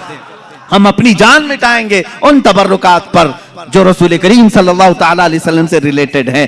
عزیزان گرامی، سال بھر یہ سنی انتظار کرتے ہیں میلاد کب آئے اور منہ مبارک کب دیکھیں۔ ہم تو حضور پاک صلی اللہ تعالیٰ علیہ وسلم کے جسم ناز کے ہر عضو سے محبت کرتے ہیں۔ خیر، حضرت جابر فرماتے ہیں میں نے وہ دسترخوان اٹھا لیا، اونچے طاق پر رکھا۔ کبھی ایسا ہوتا کہ وہ میلا ہو جاتا یا دھول لگ جاتی تو ہم اس کو دھوتے نہیں، بھڑکتے ہوئے آگ کے تندور میں ڈال دیتے تھے، آگ کے تندور میں دسترخوان کو ڈال دیتے، تھوڑی دیر کے بعد اس کو نکالتے، کپڑے کا ایک رواں بھی نہیں جلتا، میل تو چلا جاتا تھا، میل نکل جاتا، کپڑے کا ایک رواں بھی نہیں جلتا۔ یہ دست مصطفیٰ کی کرامت ہے، یہ رسول کریم صلی اللہ تعالیٰ علیہ وسلم کے دست مبارکہ کا معجزہ اور اس کی حقیقی باطنی خوبصورتی ہے۔ اب یہاں پر میں سنیوں سے یہ کہوں گا، اے میرے عزیزو، اللہ کے نبی صلی اللہ تعالیٰ علیہ وسلم سے قریب ہونا چاہتے ہو کہ نہیں ہونا؟ میرے آقا نے فرمایا جو مجھ پر دنیا میں کثرت سے درود پڑھے، بعض روایات میں ہیں 100 مرتبہ درود پڑھنے کی عادت ڈال لے، اللہ کے نبی فرماتے ہیں کل قیامت کے دن میں اس کو اپنے ہاتھوں سے مصافحہ کروں گا۔ ہائے اگر وہ نرم و نازک ہاتھ، وہ سوز و گداز و ملائم ریشمی ہاتھ قیامت کے دن اگر ہمارے ہاتھوں میں آ جائے، میرا وجدان یہ کہتا ہے رسول پاک اگر دسترخوان کو ہاتھ لگا دیں اسے آگ نہیں جلاتی، جس امتی سے مصافحہ کر لے اس پر بھی جہنم کی آگ نہیں جلائے گی انشاءاللہ العزیز۔ جہنم کی آگ سے وہ بندہ بچے گا جس کو رسول پاک نے مصافحہ کیا ہو۔ اس لیے آج سے عادت ڈالیں گے، روزانہ میرے آقا کی بارگاہ میں درود پاک بھیجیں گے۔ اس وقت تک ہم نہیں سوئیں گے جب تک حضور پاک کی بارگاہ میں ہدیہ درود نہیں بھیج لیتے۔ پڑھیں درود مبارکہ، اللہم صلی علی سیدنا و مولانا محمد معدن الجود والکرم وآلہ واصحابہ الکرام وابنہ الکریم وبارک وسلم صلاۃ دائمۃ سرمدا ابدا۔ میرے عزیزو، اب ایک ایک عضو پر میں تفصیلی گفتگو کرتے چلا جاؤں، وقت نکل جائے گا۔ اب آئیں حضور پاک صلی اللہ تعالیٰ علیہ وسلم کے قدم ناز کے متعلق بھی آپ نے سنا کہ آپ پتھر پر بھی رکھتے تو پتھر نرم ہوتا اور اس میں نقش پیدا ہو جاتا، نقش پیدا ہوتا۔ اور ان قدموں کی بات تو یہ ہے کہ جس زمین پر میرے آقا نے قدم رکھے ہیں، وہ کون سی زمین؟ مکہ۔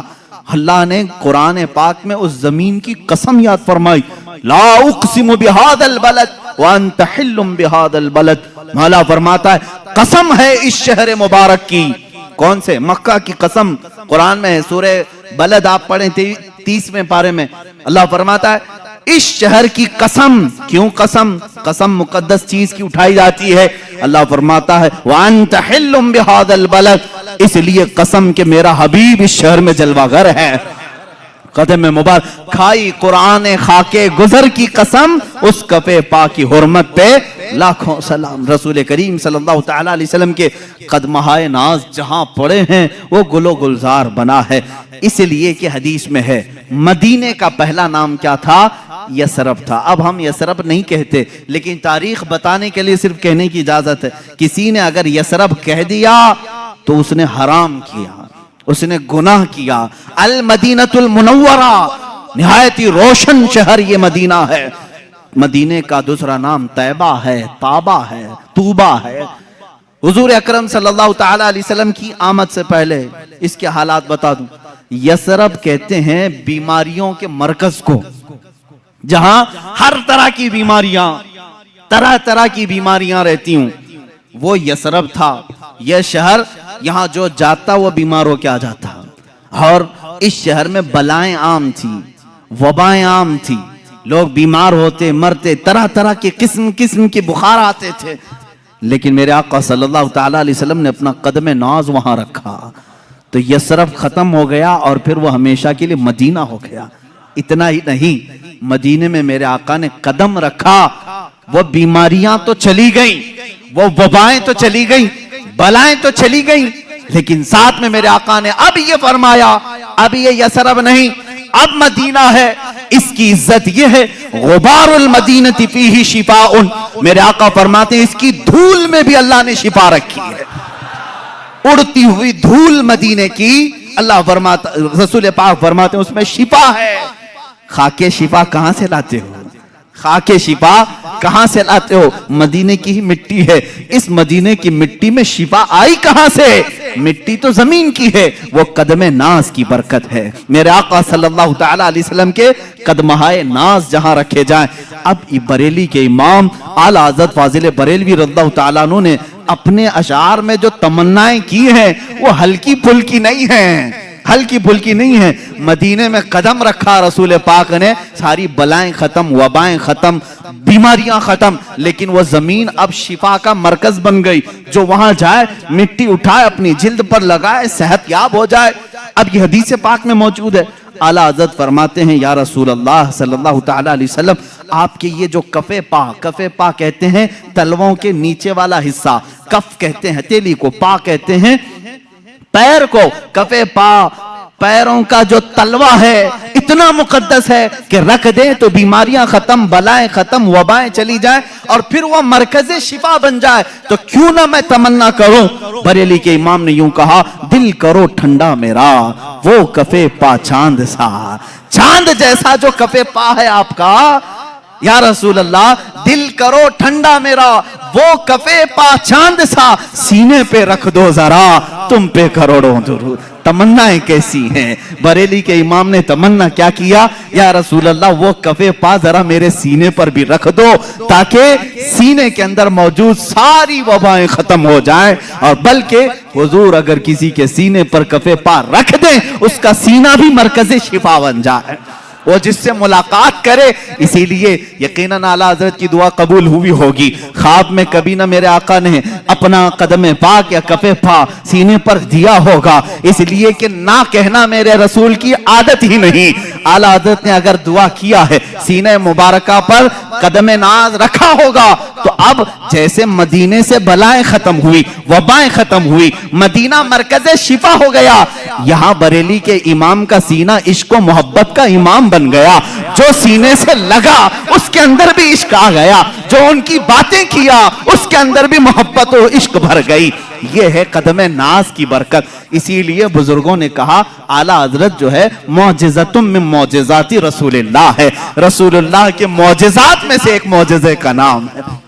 عزیزان گرامی, حضور اکرم صلی اللہ تعالی علیہ وسلم کے میں نے آنکھیں مبارکہ, دست مبارکہ, چہرے مبارکہ, کان مبارک, آپ کے قدم مبارک کا ذکر کیا. ایک عظیم چیز ہے جس کے صحابہ بھی مشتاق تھے, ایک عظیم چیز ہے, وہ ہے میرے آقا صلی اللہ علیہ وسلم کا پسینہ مبارک کا. اللہ اللہ واللہ جو مل جائے میرے گل کا پسینہ, یہ امام عشق و محبت. کہاں کہاں میں ان کو چھوڑوں, اپنی تقریر آگے بڑھتی نہیں. بریلی کو چھوڑے بغیر جہاں جہاں جائیں سہارا لینا ہی ہے. اعلیٰ حضرت فاضل بریلوی کو کسی نے ایک گلاب تحفے میں پیش کیا تھا, یہ لیجئے گلاب بہت اچھا ہے, آپ بھی گلاب تحفے میں لیتے دیتے ہوں گے, مگر عاشق رسول کا جذبہ کیا ہوتا ہے, गुलाब को देखा और कहा सुबह खिलता है शाम में मुरझा जाता है, मैं तो उस गुलाब से मोहब्बत करता हूं जो खिला है तो कभी मुरझाता नहीं। और फिर उनकी शान में फूल पर ही एक नात लिख दी, सरताब कदम है तने सुल्तान ज़मन फूल, लब फूल दहन फूल ज़क़न फूल बदन फूल, वल्लाह जो मिल जाए मेरे गुल का पसीना, मांगे न कभी इत्र न फिर चाहे दुल्हन फूल। क्या बात रजा उस चमनिस्तान करम की, ज़हरा है कली जिसमें हुसैन और हसन फूल। ये रसूल करीम सल्लल्लाहु तआला अलैहि वसल्लम की बारगाह नाज में एक सहाबिया उम्मे सुलैम रज़ियल्लाहु तआला अन्हा, हज़रत अनस की माँ, ये कहती हैं हुजूर अकरम सल्लल्लाहु तआला अलैहि वसल्लम मेरे घर दोपहर के वक्त आराम करने के लिए अक्सर आया करते थे। गर्मियों के दिन होते, चमड़े का बिस्तर होता, मैं बिछा कर देती। अल्लाह के नबी सल्लल्लाहु तआला अलैहि वसल्लम की एक और खूबसूरती ये नहीं बताया था मैं, सहाबा कहते हैं हुजूर पर जब पसीना आता तो ऐसा लगता कि चेहरे पर तारे चमक रहे हों, सब में रोशनी होती। चेहरे नाज पर जब भी पसीने के कतरात होते, तारों से ज्यादा उसमें चमक फूटती थी।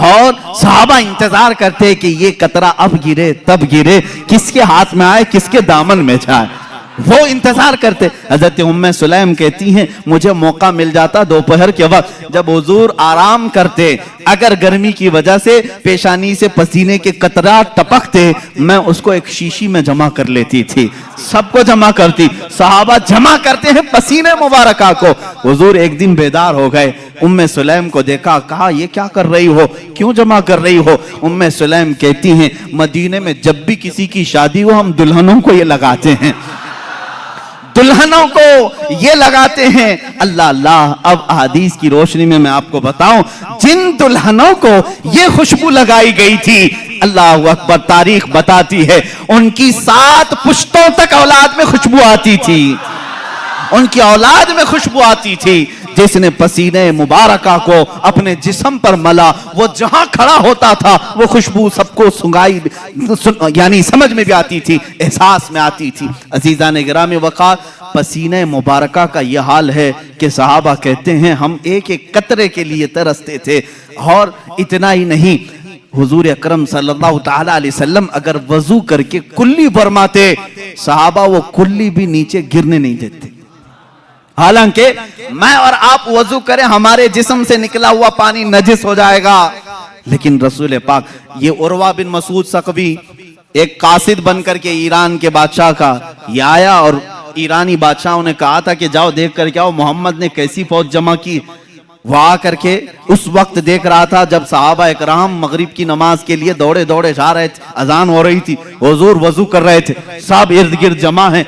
वो भीड़ को हटाते हुए करीब आया, कौन? कासिद, ईरान के बादशाह का कासिद, के हो क्या रहा है मैं देखूं। सहाबा की बहुत सारी ताकत कुव्वत माल सब देख लिया, यहाँ भीड़ किस बात की है? देखा कि हुजूर वजू कर रहे हैं, वजू कर रहे हैं और वो अपना पानी कुल्ली का मुंह में लेते हैं और कुल्ली करते हैं। सहाबा अपने दामन फैला लेते हैं, कोई अपना चुल्लू पकड़ लेते हैं और जैसे ही वो पानी मिल जाए फौरन अपने चेहरे पर लगा लेते हैं, कोई अपने पेट पर लगा लेते हैं। वो उर्वा बिन मसूद सख्फी कहता है कि मैंने ये बहुत देर तक मंजर देखा, एक कतरा भी वजू का उनके गसाले का जमीन पर गिरने नहीं दिया। सहाबा ने वापस पलट करके ईरान के बादशाह से कहा, उर्वा बिन मसूद सख्फी ने, है बादशाह आजम, उस मोहम्मद से और उसके दीवानों से लड़ने का इरादा छोड़ दो।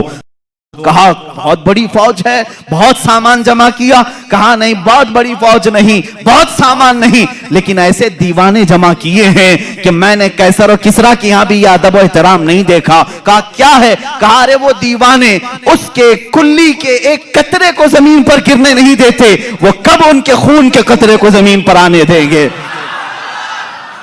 वो अपना सब कुछ लुटा देंगे लेकिन उनके खून का एक कतरा भी जमीन पर गिरने नहीं देंगे। ताकत और कुव्वत के बादशाह भी लरस जाते थे इश्क़ सहाबा को देख करके। होना तो यही चाहिए था आज भी। नौजवानों, तुम्हारा जज्बा इश्क़ रसूल, जज्बा मोहब्बत रसूल देखकर दुनिया थर्रा जाए कि इनको न छेड़ो, کہ یہ محمد عربی صلی اللہ تعالیٰ علیہ وسلم کے لیے اپنی جان بھی دے سکتے ہیں۔ الحمدللہ آج بھی غازیان اسلام ہیں، موجود ہیں۔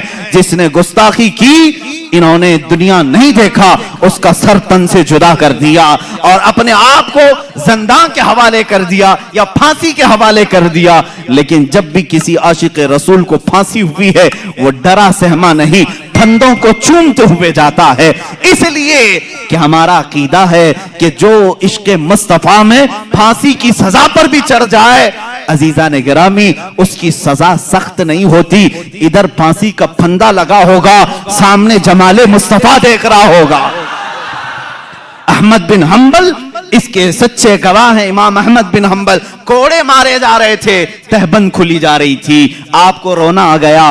جلاد کوڑے مار رہا تھا، آپ کی لنگی کھل رہی تھی۔ اچانک دیکھا غیب سے دو ہاتھ آئے، لنگی کو تھام لیے اور ان کے تہبند کو باندھ دیا۔ جلاد کوڑے مارنے کا چھوڑ دیا، رک گیا۔ اس نے دیکھا کہ کچھ تو ہوا ہے۔ اب امام احمد بن حنبل کہتے ہیں جو تھوڑی دیر پہلے رو رہے تھے، کہا اب مارو اور کوڑے لگاؤ اور مزے سے۔ کہا تمہیں درد نہیں ہوتا؟ کہا اب درد کس بات کا؟ جس کے لیے کوڑے کھا رہا تھا اس کا جمال سامنے موجود ہے۔ اسی لیے بریلی کا امام پھر کہتا ہے یا رسول اللہ، پھر کے گلی گلی تباہ، ٹھوکریں سب کی کھائی کیوں؟ دل کو جو عقل دے خدا، تیری گلی سے جائے کیوں؟ جان ہے عشق مصطفیٰ، روز فضوں کرے خدا، جس کو ہو درد کا مزہ، ناز دوا اٹھائے کیوں؟ جس کو ہو درد کا مزہ، میں کہتا ہوں درد میں جسے مزہ آتا ہو وہ دوا کے چکر میں کیوں پڑا رہے، وہ علاج کے چکر میں کیوں پڑا رہے؟ جس کو ہو درد کا مزہ، ناز دوا اٹھائے کیوں؟ رسول کریم صلی اللہ تعالیٰ علیہ وسلم کے جمال جہاں آرا کو صحابہ اس طرح سے کلی کا ایک قطرہ بھی زمین پر آنے نہیں دیتے، پسینے مبارکہ کے قطرے اپنے جسم پر مل لیتے، خوشبو کے طور پر لگا لیتے، اپنی اولاد کو، اپنی دلہنوں کو لگاتے۔ آپ کے رسول کریم صلی اللہ تعالیٰ علیہ وسلم کے جسم ناز کی ایک خصوصیت یہ بھی تھی، صحابہ فرماتے ہیں رات میں چاہے چاند طلوع ہو، چاند کی روشنی ہو، دن میں چاہے سورج کی روشنی ہو، لیکن پوری زندگی پاک میں کبھی کسی نے حضور پاک کا سایہ زمین پر پڑتے ہوئے نہیں دیکھا۔ سایہ ہو بھی تو کیسے، نور کا کوئی سایہ نہیں ہوتا، نور کا سایہ نہ ہو۔ یہ اور بات ہے کہ ہم تعویل کریں، لیکن حقیقت بات یہ بھی ہے، ایک عاشق رسول نے یہ کہا حضور کا سایہ کیوں نہیں، وہ بھی تو انسان تھے، سارے انسانوں کے سائے تھے۔ اللہ رب تبارک و تعالیٰ اپنے حبیب سے یہ محبت کا انداز دیکھیں، اس لیے سایہ نہیں بنایا کہ کبھی اس سائے پر کسی دوسرے کا قدم نہ پڑ سکے، کسی دوسرے کا قدم اس سائے پر نہ آ سکے۔ میرے آپ کے کسی کے سائے پر ہو سکتا ہے لوگوں کے قدم پڑ جائیں، مولا کو یہ بھی گوارا نہیں کہ سائے مصطفیٰ پر بھی کسی کا قدم پڑے، اس لیے میرے مصطفیٰ کا سایہ نہیں۔ آپ کی خصوصیات میں یہ بھی ہے، کبھی پوری زندگی پاک میں آپ کے جسم پاک پر مکھی نہیں بیٹھی، کبھی مچھر نہیں آیا، کبھی آپ کے سر میں جوں نہیں آئی۔ وہ بھی کیسے، میل کچیل سے یہ سب آتے ہیں، اور نور میں نہ میل ہوتا ہے نہ کچیل ہوتا ہے۔ جوں کہاں سے آئے گی؟ جوں اپنی غذا کھانے کے لیے، کچرا کھانے کے لیے آتی ہے۔ کچرا جہاں اس کا تصور بھی نہ ہو وہاں یہ چیزیں نہیں۔ کبھی آپ کو حضور اکرم صلی اللہ تعالیٰ علیہ وسلم کو آپ کے جسم پاک پر مچھر کے بیٹھتے ہوئے نہیں دیکھا، اور مکھی کو بیٹھتے ہوئے نہیں دیکھا، کسی نے نہیں۔ اور کبھی آپ کے قریب نہ مچھر آتا نہ مکھی آتی۔ اب یہ تمام خصوصیات میرے آقا صلی اللہ تعالیٰ علیہ وسلم کی، ذرا یہ بھی دیکھ لیں آپ کے لعاب پاک کا اثر کیا تھا۔ حضور پاک صلی اللہ تعالیٰ علیہ وسلم، جس کو ہم تھوک کہیں، ہم اور آپ تھوکیں تو یہ تھوک ہے، حضور پاک صلی اللہ تعالیٰ علیہ وسلم کے تھوک شریف کو ہم ادب سے لعاب پاک کہتے ہیں۔ اور یہ عام نہیں تھا، بلکہ میں نے اس کی تاثیر کل کے معجزات میں بھی بیان کی تھی۔ جس کھانے میں یہ پڑھا وہ 1500 کو کھانا کھلا دیا، لیکن کھانا ختم نہیں ہوا۔ لیکن دو جگہوں پر بڑی تاثیر نظر آتی ہے۔ جب ہجرت کی رات تھی، صدیق اکبر غار میں تھے اور سانپ آ کر کے آپ کے پیر پر ڈس لیا تھا۔ وہ جو دیدار کے اشتیاق میں سانپ چلا تو گیا لیکن زہر اتنا چڑھ گیا تھا کہ ران تک پیلا پنا گیا تھا۔ صدیق اکبر نے اپنا پیر حضور کو دکھایا، کہا سانپ ڈس چکا ہے۔ اللہ کے نبی صلی اللہ علیہ وسلم نے اپنا لعاب پاک نکالا، وہاں پر لگایا۔ کہتے ہیں حضرت ابوبکر پورا زہر اتر گیا، مجھے یہ پتہ ہی نہیں تھا کہ اس پیر میں سانپ کاٹا تھا کہ اس پیر میں کاٹا تھا۔ وہ اس طرح سے شفا یابی ملی۔ ایک صحابی، دوسرے صحابی کی بات بعد میں، لیکن خیبر کے موقع پر جو قلعہ خیبر فتح نہیں ہو رہا تھا، حضور پاک صلی اللہ علیہ وسلم نے رات کے وقت اعلان کیا، کل میں یہ جھنڈا ایسے شخص کو دوں گا جس کو اللہ بھی پسند کرتا ہے، اس کا رسول بھی پسند کرتا ہے، اور اسی کے ہاتھ اللہ نے فتح رکھی۔ صبح سارے صحابہ انتظار میں تھے کہ جھنڈا کس کو ملے، پورے مجمع میں سناٹا تھا۔ میرے آقا صلی اللہ علیہ وسلم نے حیدر کرار علی مرتضیٰ کو بلایا۔ کہاں ہے علی؟ لیکن علی مجمع میں نہیں تھے، بیمار تھے، آنکھیں آئی ہوئی تھیں، لال ہو گئی تھیں، آشوب چشم جس کو کہتے ہیں، آنکھیں بہنا، پانی آنا اور لال ہو جانا، یہ بیماری۔ حضرت علی کرم اللہ وجہ الکریم بخار زدہ تھے، آشوب چشم میں تھے۔ حضور سے کہا گیا تو حضور نے فرمایا بلاؤ ان کو، وہ آئے بیماری کے عالم میں ہی۔ اللہ کے نبی صلی اللہ تعالیٰ علیہ وسلم نے اپنا لعاب پاک ان کی آنکھوں میں لگایا، اور پھر حضرت علی فرماتے ہیں نہ میرے جسم میں بخار تھا نہ آنکھوں میں سرخی تھی، اور اسی حالت میں حضرت علی کرم اللہ وجہ الکریم علم اپنے ہاتھ میں لیے، اور دنیا نے پھر تاریخ نے یہ دیکھا ہے وہ فاتح خیبر شکن جو حیدر کرار ہیں، یہودیوں کا قلعہ انہی کے ہاتھوں سے ٹوٹا، اور ہمیشہ کے لیے طاغوتی قوت کو انہوں نے دھول چٹا کر کے رکھا۔ ایک بیمار علی کو لعاب مصطفیٰ طاقت بخش رہا ہے، صدیق اکبر کو سانپ کا زہر ہے، وہاں لعاب پاک شفا بخش رہا ہے۔ ایک صحابی حضرت ابو دجانہ ابو قتادہ رضی اللہ تعالیٰ، ان کی آنکھ کی پتلی باہر آ گئی تھی، تیر اندر چلا گیا تھا، وہ آنکھ کی پتلی لے کر کے حضور کے پاس آئے، حضور نے وہ آنکھ کا ڈھیلا اندر کیا، وہاں بھی لعاب پاک لگایا۔ ایک دوا ہے کتنی بیماریاں ہیں، ایک دوا ہے، ایک دوا ہے۔ اس شفا خانے میں ہر مریض آئے لعاب پاک لگائے ہے، اور ہر بیماری میں یہ اثر بھی دکھائے۔ حضور پاک صلی اللہ تعالیٰ علیہ وسلم نے لعاب پاک لگایا۔ حضرت ابو قتادہ کہتے ہیں پوری زندگی بھر کبھی مجھے آنکھوں میں ہلکی سی بھی روشنی میں کمی نہیں آئی، میں بڑھاپے میں بھی ویسے ہی دیکھتا تھا جیسے جوانی میں دیکھتا تھا۔ لعاب پاک کی یہ تاثیر ہے۔ اے عزیزو کیا کیا بیان کروں، حیران ہوں میرے شاہ میں کیا کیا کہوں تجھے، لیکن رضا نے ختم سخن اس پہ کر دیا، خالق کا بندہ خلق کا آقا کہوں تجھے۔ اب یہاں مجھے ان لوگوں کی خبر لینی چاہیے جو اپنے آپ کو رسول کے برابر سمجھتے ہیں۔ ارے تم پیدا کب ہوئے، آج بڑے کیسے ہوئے، تمہاری زندگی کی سیرت، تمہارا حلیہ سب کو بتاؤ، لوگ کراہت سے بھاگ جائیں گے۔ تم اگر کسی کو پسینہ سنگھاؤ بیوی چھوڑ کر بھاگ جائے، اور تم اپنا لعاب تھوک کہیں ڈالو تو کھانا بے برکت ہو جائے، بلکہ میں کہوں جو کھا لے اس کو زہر چڑھ جائے، اور تم کہتے ہو رسول پاک امتی کے برابر ہو سکتے ہیں۔ نادانو، حضور سے برابری کرنے کی بات کرتے ہو تو ذرا اپنے جسم کو دکھاؤ، کیا تمہارے جسموں پر مکھی اور مچھر نہیں بیٹھتے؟ مچھر دانی لگاتے ہو پھر بھی گھس کر آتے ہیں اور کاٹتے بھی ہیں، اور تم جس میں ناز رسول کی برابری کی بات کرتے ہو۔ رسول کریم صلی اللہ تعالیٰ علیہ وسلم کے ہر عضو کو کمال تک اللہ نے پہنچایا ہے، تم تو پورے جسم ناز کی بات تو چھوڑو، میرے آقا کے ناخن پاک کے کٹے ہوئے ایک ٹکڑے کی برابری پوری امت نہیں کر سکتی۔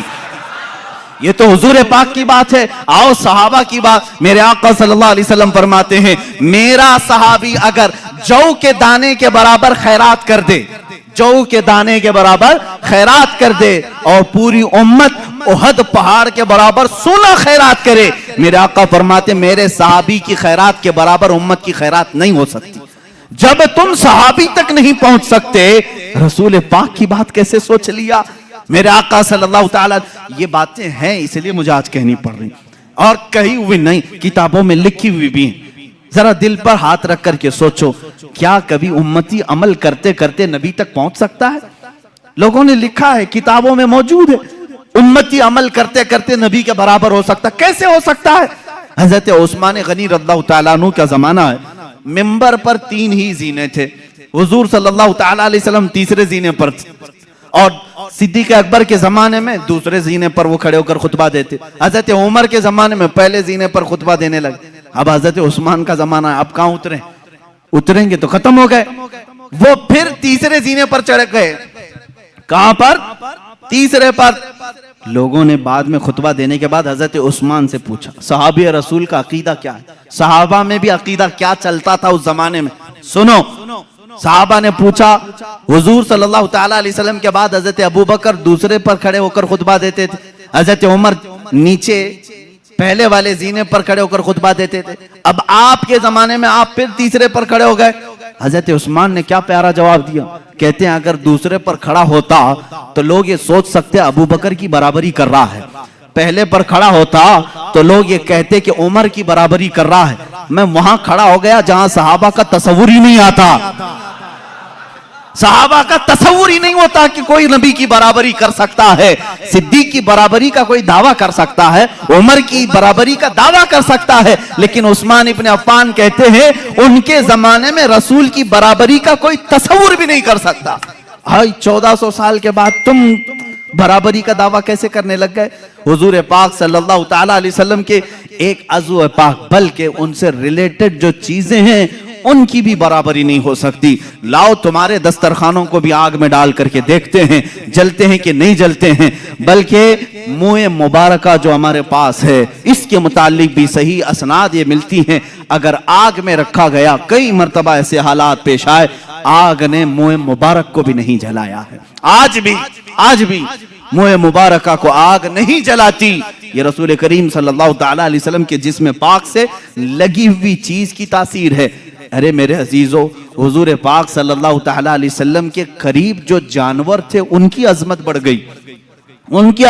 گئی، ہم حضور کی سواری ایک یافور ہے، خچر، جو محبت رسول کے قائل ہیں وہ یافور نہیں کہتے، حضرت یافور کہتے ہیں، حضرت یافور کہتے ہیں۔ حضور کی اونٹنی تھی، ایک کا نام عزبہ ہے ایک کا نام قصوہ ہے، اور محبان رسول حضرت قصوہ حضرت عزبہ کہتے ہیں، عام جانور ہی تو ہے لیکن سواری رسول اللہ نے کی ہے، اس لیے ان جانوروں کا بھی ادب کرتے ہیں۔ حضرت ابوبکر صدیق رضی اللہ تعالیٰ عنہ امت میں جو کام کریں وہ سب کے لیے دلیل ہے۔ حضور کی وفات کے بعد رسول کریم صلی اللہ تعالیٰ علیہ وسلم کی جو سواریاں تھیں، حضرت ابوبکر قصوہ اونٹنی کا خیال کرتے، اس کے پاس کھانا لے جا کر رکھتے، اس کے جسم کو سہلاتے، اس لیے کہ حضور کی وفات کے غم میں وہ کھانا چھوڑ چکی تھی۔ اس زمانے میں صحابہ ان جانوروں کا بھی ادب کرتے تھے جو رسول کریم صلی اللہ تعالیٰ علیہ وسلم سے ریلیٹڈ تھے۔ مجھے حیرت ہوتی ہے ان ظالم سعودیوں کے حرکات پر، انہوں نے کھود کر کے نشانات مٹا دیے۔ حضور اکرم صلی اللہ تعالیٰ علیہ وسلم کے جو بھی آثار نظر آئیں ان کو وہ سب سے پہلے ختم کرنا ہے۔ وہ تو اللہ بھلا کرے ترکیوں کا وہ عاشقان رسول تھے جو میرے آقا صلی اللہ علیہ وسلم کے تبرکات وہ لے کر کے استنبول چلے گئے، جس کی وجہ سے آج بھی وہ استنبول میں میرے آقا کی بہت سارے تبرکات محفوظ ہیں۔ ان ظالموں کے ہاتھ ہوتے تو یہ بھی بیچ کھا جاتے، یہ کچھ نہیں رکھتے۔ یہ شیخ حرم ہے جو چرا کے بیچ کھاتا ہے، گلی میں بوزر و دلق اویس و چادر زہرا۔ اقبال نے کہا یہ ان کے پاس جو کچھ بھی آئے سب بیچ کر کے کھائیں گے۔ یہ حج کو انہوں نے بیچا ہے، عمرے کو بیچا ہے، سارے تبرکات۔ میں آپ کو ایک بات بتا دوں، مدینہ طیبہ میں آج بھی ایک قلعہ اب بھی محفوظ ہے، ایک قلعہ، وہ کس کا ہے؟ ایک یہودی کعب بن اشرف کا، جس کو حضور صلی اللہ تعالیٰ علیہ وسلم نے قتل کرنے کا حکم دیا تھا۔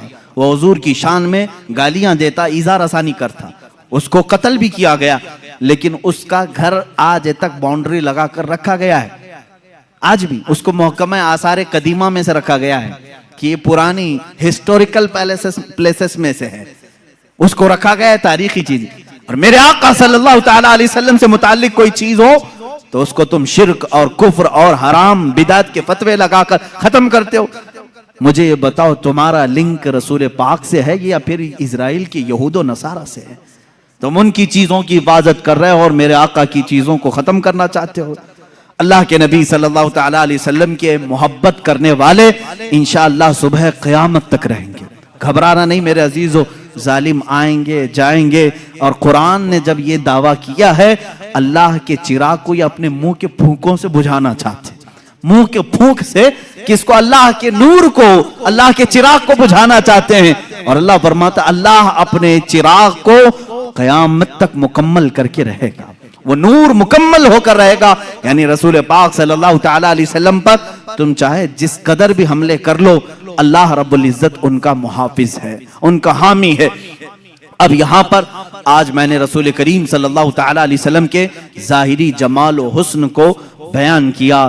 اس کے اخیر میں درس اور عبرت کے لیے آپ کو یہ بتاؤں گا، جو کچھ بھی میں نے بیان کیا نظروں میں ہے آپ کے، ذہن میں ہے آپ کے، حضور کا چہرہ مبارک کیسا تھا، حضور کے رخسار مبارک، لبہائے ناز، وہ آنکھیں، وہ پیشانی، وہ دستہائے مبارک، وہ دندان مبارک جب مسکرائیں، یہاں تک کہ صحابہ نے حضور کے امامہ پہننے کا طریقہ تک بتایا ہے۔ اور رسول کریم صلی اللہ تعالی علیہ وسلم کا ایک شملہ کبھی سر کے اوپر اس طرح سے ہوتا، کبھی کندھوں کے پیچھے لٹکا ہوا ہوتا۔ حضور جو لباس پہنتے، اکثر حضور اکرم صلی اللہ تعالی علیہ وسلم نے تہبند پہنی اور اوپر سے چادر رکھا، اور کبھی جبہ بھی پہنا اور کبھی کرتا بھی پہنا، جس کو قبا کہتے ہیں، نیچے تک کا۔ یہ بھی حضور پاک صلی اللہ علیہ وسلم سے ثابت ہے، یہ حضور کا لباس پاک ہے۔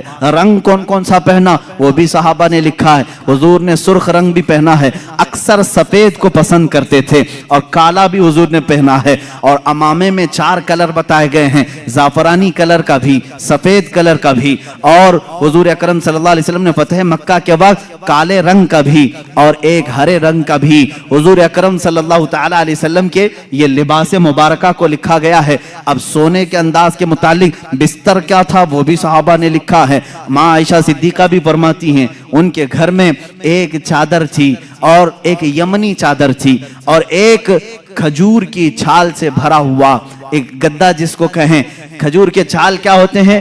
درخت کے جو پھڑ نکلتے ہیں اس کو بھر دیا جاتا تھا، اور کبھی رسیوں سے بنایا ہوا جیسے کھاٹ ہوتی ہے، اس طرح کی حضور صلی اللہ تعالی علیہ وسلم جب سو کر اٹھتے تھے آپ کے جسم پاک پر وہ رسیوں کے نشان ہوتے تھے۔ تکیہ آپ اپنے ہاتھ کا ہی اکثر استعمال فرماتے۔ اور رسول کریم صلی اللہ تعالی علیہ وسلم کے استعمال کرنے والی چیزوں میں کیا کیا تھی، آج میں پوری چیزیں عرض کر دوں۔ اللہ کے حبیب صلی اللہ تعالی علیہ وسلم سرما لگاتے اور پسند بھی فرماتے، اور ارشاد فرماتے اسمد سرما لگایا کرو، تمہاری آنکھوں میں وہ نور کو بڑھاتا ہے اور تمہاری پلکیں اگاتا ہے۔ اسمد ایک سرمے کا نام ہے۔ حضور اکرم صلی اللہ تعالی علیہ وسلم تیل استعمال فرماتے، تیل اپنے سر پر بھی، اپنی داڑھی مبارک، اپنی مونچھ پر، اپنی بھووں کو حضور اکرم صلی اللہ تعالی علیہ وسلم سونے سے پہلے استعمال فرماتے۔ یہ حضور کے آداب ہیں، حضور کی سنتیں ہیں۔ اب کھانے میں کیا پسند فرماتے؟ اللہ کے نبی صلی اللہ تعالی علیہ وسلم اکثر جو کی روٹی کھاتے تھے، اور وہ موٹی قسم کی ہوتی، بغیر چھنے ہوئے آٹے کی ہوتی تھی۔ حضرت عائشہ صدیقہ رضی اللہ تعالیٰ عنہ فرماتی ہیں حضور صلی اللہ تعالی علیہ وسلم کو ایک غذا پسند تھی جس کو سرید کہتے ہیں۔ سرید کیا ہے؟ گوشت کا سالن روٹی کے اوپر ڈال دیا جاتا تھا، اور روٹی کو چور کر کے جیسے کھچڑی بنتی ہے، یہ سرید میرے آقا کو بہت پسند تھی۔ اور حضور صلی اللہ تعالی علیہ وسلم سبزیوں میں لوکی شریف بہت پسند کرتے تھے، یعنی جو لمبا کدو ہوتا ہے، گول والا نہیں، لمبا والا کدو، یہ حضور اکرم صلی اللہ تعالی علیہ وسلم کو بہت پسند تھا۔ یہاں تک کہ حضرت ام سلمہ فرماتی ہیں جب سالن کے کھٹورے میں کدو کے ٹکڑے ہوتے، حضور ایک ایک ٹکڑا چن چن کر کے اپنے برتن میں لیتے تھے۔ لوکی شریف میرے آقا صلی اللہ تعالی علیہ وسلم کو پسند تھی۔ لیکن حضرت عائشہ یہ بھی فرماتی ہیں زندگی بھر میں نے حضور صلی اللہ علیہ وسلم کے دسترخوان پر کبھی 2 سالن جمع ہوتے ہوئے نہیں دیکھا، کبھی 2 سالن نہیں آئے۔ اکثر تو ایسا ہوتا کہ کھجوروں پر حضور اکرم صلی اللہ تعالی علیہ وسلم گزارا کرتے۔ ایک حیث نام کی غذا ہے، اور بھی غذائیں ہیں، میں تفصیل میں نہیں جا رہا ہوں۔ حیث نام کی غذا، گھی اور شہد، گھی اور کھجور کو ملا کر کے گرم کیا جائے، گھٹلیاں نکال کر کے، یہ بھی حضور اکرم صلی اللہ علیہ وسلم کی پسندیدہ غذا تھی۔ حضور اس کو پسند فرمایا کرتے تھے۔ کھانے کی یہ چیزیں ہیں، پہننے کی یہ چیزیں ہیں، آرام کرنے کے انداز یہ ہیں۔ اللہ کے حبیب صلی اللہ تعالی علیہ وسلم کپڑے کب کب بدلتے تھے، کب کب آپ غسل فرماتے تھے، یہ بھی لکھا ہوا ہے کتابوں میں۔ رسول کریم صلی اللہ تعالی علیہ وسلم ہر دوسرے دن غسل بھی فرمایا کرتے، اور لباس ہفتے میں 2 یا 3 مرتبہ، اور جب کبھی کوئی وفد یا کوئی قبیلہ ملاقات کے لیے آئے آپ کے جسم پاک پر نہایت ہی اچھی قیمت والا جبہ ہوتا تھا لوگوں سے ملاقات کرنے کے لیے، اور آپ کا امامہ مبارکہ نہایت ہی عظیم لگتا، ایسے کہ اچانک کوئی دیکھ لے تو اس پر رعب طاری ہو جائے، اور جو ہمیشہ ملنے والا دیکھتا تو آنکھیں پلکانا جھپکانا بھول جائے۔ حضور پاک صلی اللہ تعالی علیہ وسلم جب اس سفید رنگت پر کالے رنگ کا امامہ شریف پہنتے تھے تو صحابہ کہتے ہیں ایسا لگتا کہ دن کے اجالے میں رات چھا گئی ہو۔ یہ رسول کریم صلی اللہ تعالی علیہ وسلم اپنے ہاتھ میں عصا مبارکہ بھی استعمال فرماتے رہے، عصا حضور اکرم صلی اللہ علیہ وسلم لے کر چلتے بھی تھے۔ صحابہ نے یہ بھی بتایا حضور کے چلنے کا انداز کیسا تھا۔ حضور اکرم صلی اللہ تعالی علیہ وسلم لمبی قامت کے تھے، بہت زیادہ لمبے بھی نہیں، بہت زیادہ پست بھی نہیں، لیکن درمیان میں سارے مجمع میں آپ نظر آتے، لیکن جب چلتے تھے تو ایسا لگتا جیسے اونچائی سے نیچے کوئی اتر رہا ہو، یعنی تھوڑا جھک کر کے، کہ سر اٹھا کر کے، گھمنڈ اور غرور سے نہیں بلکہ اپنا سر مبارک جھکا کر کے، اور آنکھیں نیچے ہی ہوتی تھی۔ اسی لیے امام اہل سنت فاضل بریلوی رحمۃ اللہ تعالی علیہ نے فرمایا ہے نیچی نظروں کی شرم و حیا پر درود، اونچی بینی کی رفعت پہ لاکھوں سلام۔ حضور نیچے نگاہیں رکھ کر کے چلتے تھے۔ یہ ساری چیزیں جس نے اپنی آنکھوں میں بسا لیا، میرے آقا کا حلیہ میں نے تمہیں دکھا دیا۔ حضور دکھتے کیسے تھے؟ امید ہے آج سو گے تو وہ جلوہ نظر آ جائے گا، میرے رب کی ذات سے یقین ہے ہم دیکھیں گے میرے آقا کو تصور کی نظر میں ہی صحیح، خیالات کی نگاہوں میں ہی صحیح۔ اس لیے کہ خالد بن ولید رضی اللہ تعالیٰ عنہ کے زمانے میں ایک واقعہ ایسا پیش آیا تھا، ایک قلعے کا انہوں نے محاصرہ کیا تھا، عیسائیوں کا قلعہ تھا، فتح نہیں ہو رہا تھا، عیسائی بھی لڑنے میں ماہر تھے، صحابہ یہاں جوان صحابہ تھے، عیسائیوں نے اندر بیٹھ کر کے ایک مشورہ کیا، ان سے لڑتے نہیں، ان کو ایک کام کریں، دھوکہ دیتے ہیں۔ عیسائیوں نے کیا مشورہ کیا؟ 3 دن کا ٹائم لے لو اور ان سے کہو بازار سے گزرتے ہوئے آؤ۔ عیسائیوں نے اپنے پادری سے پوچھا کیا کریں گے؟ پادری نے کہا شہر کی جتنی خوبصورت لڑکیاں ہیں اور مال و دولت سب لے آؤ، راستے میں بچھا دو، ننگی لڑکیوں کو کھڑا کرو، اس لیے کہ خالد بن ولید کے ساتھ جتنے آئے سب جوان ہیں، سب نوجوان ہیں۔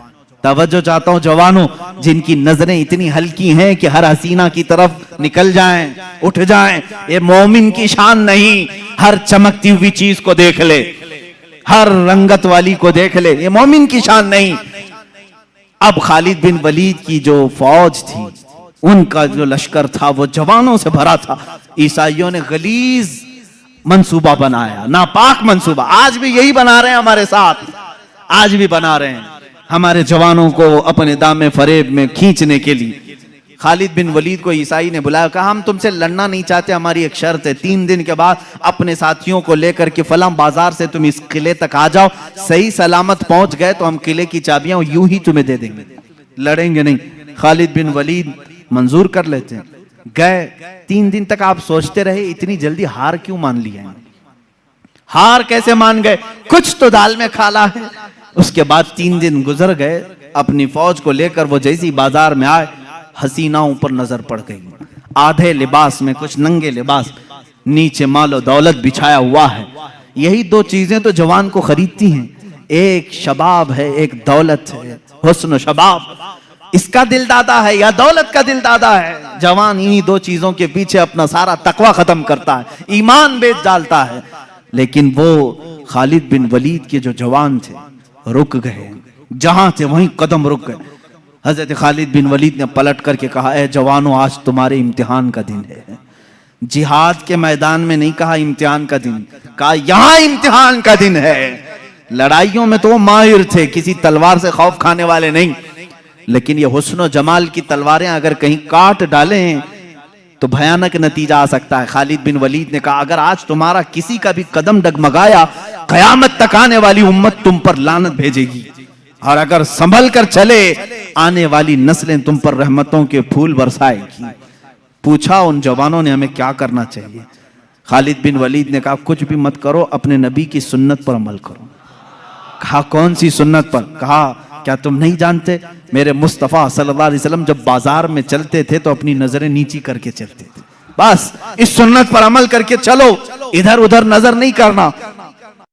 بازار میں گزرنے کی یہ سنت ہے جوانوں، ہر ایک کو تاکنا تاڑنا یہ مومن کی شان نہیں، اسی لیے میرے آقا نے فرمایا بازار میں سب سے پہلے منافق داخل ہوتا ہے اور سب سے آخر میں منافق آتا ہے، پورا وقت وہ بازار میں دیتا ہے، مومن تھوڑی دیر کے لیے جاتا ہے، اپنا کام کر کے واپس آ جاتا ہے۔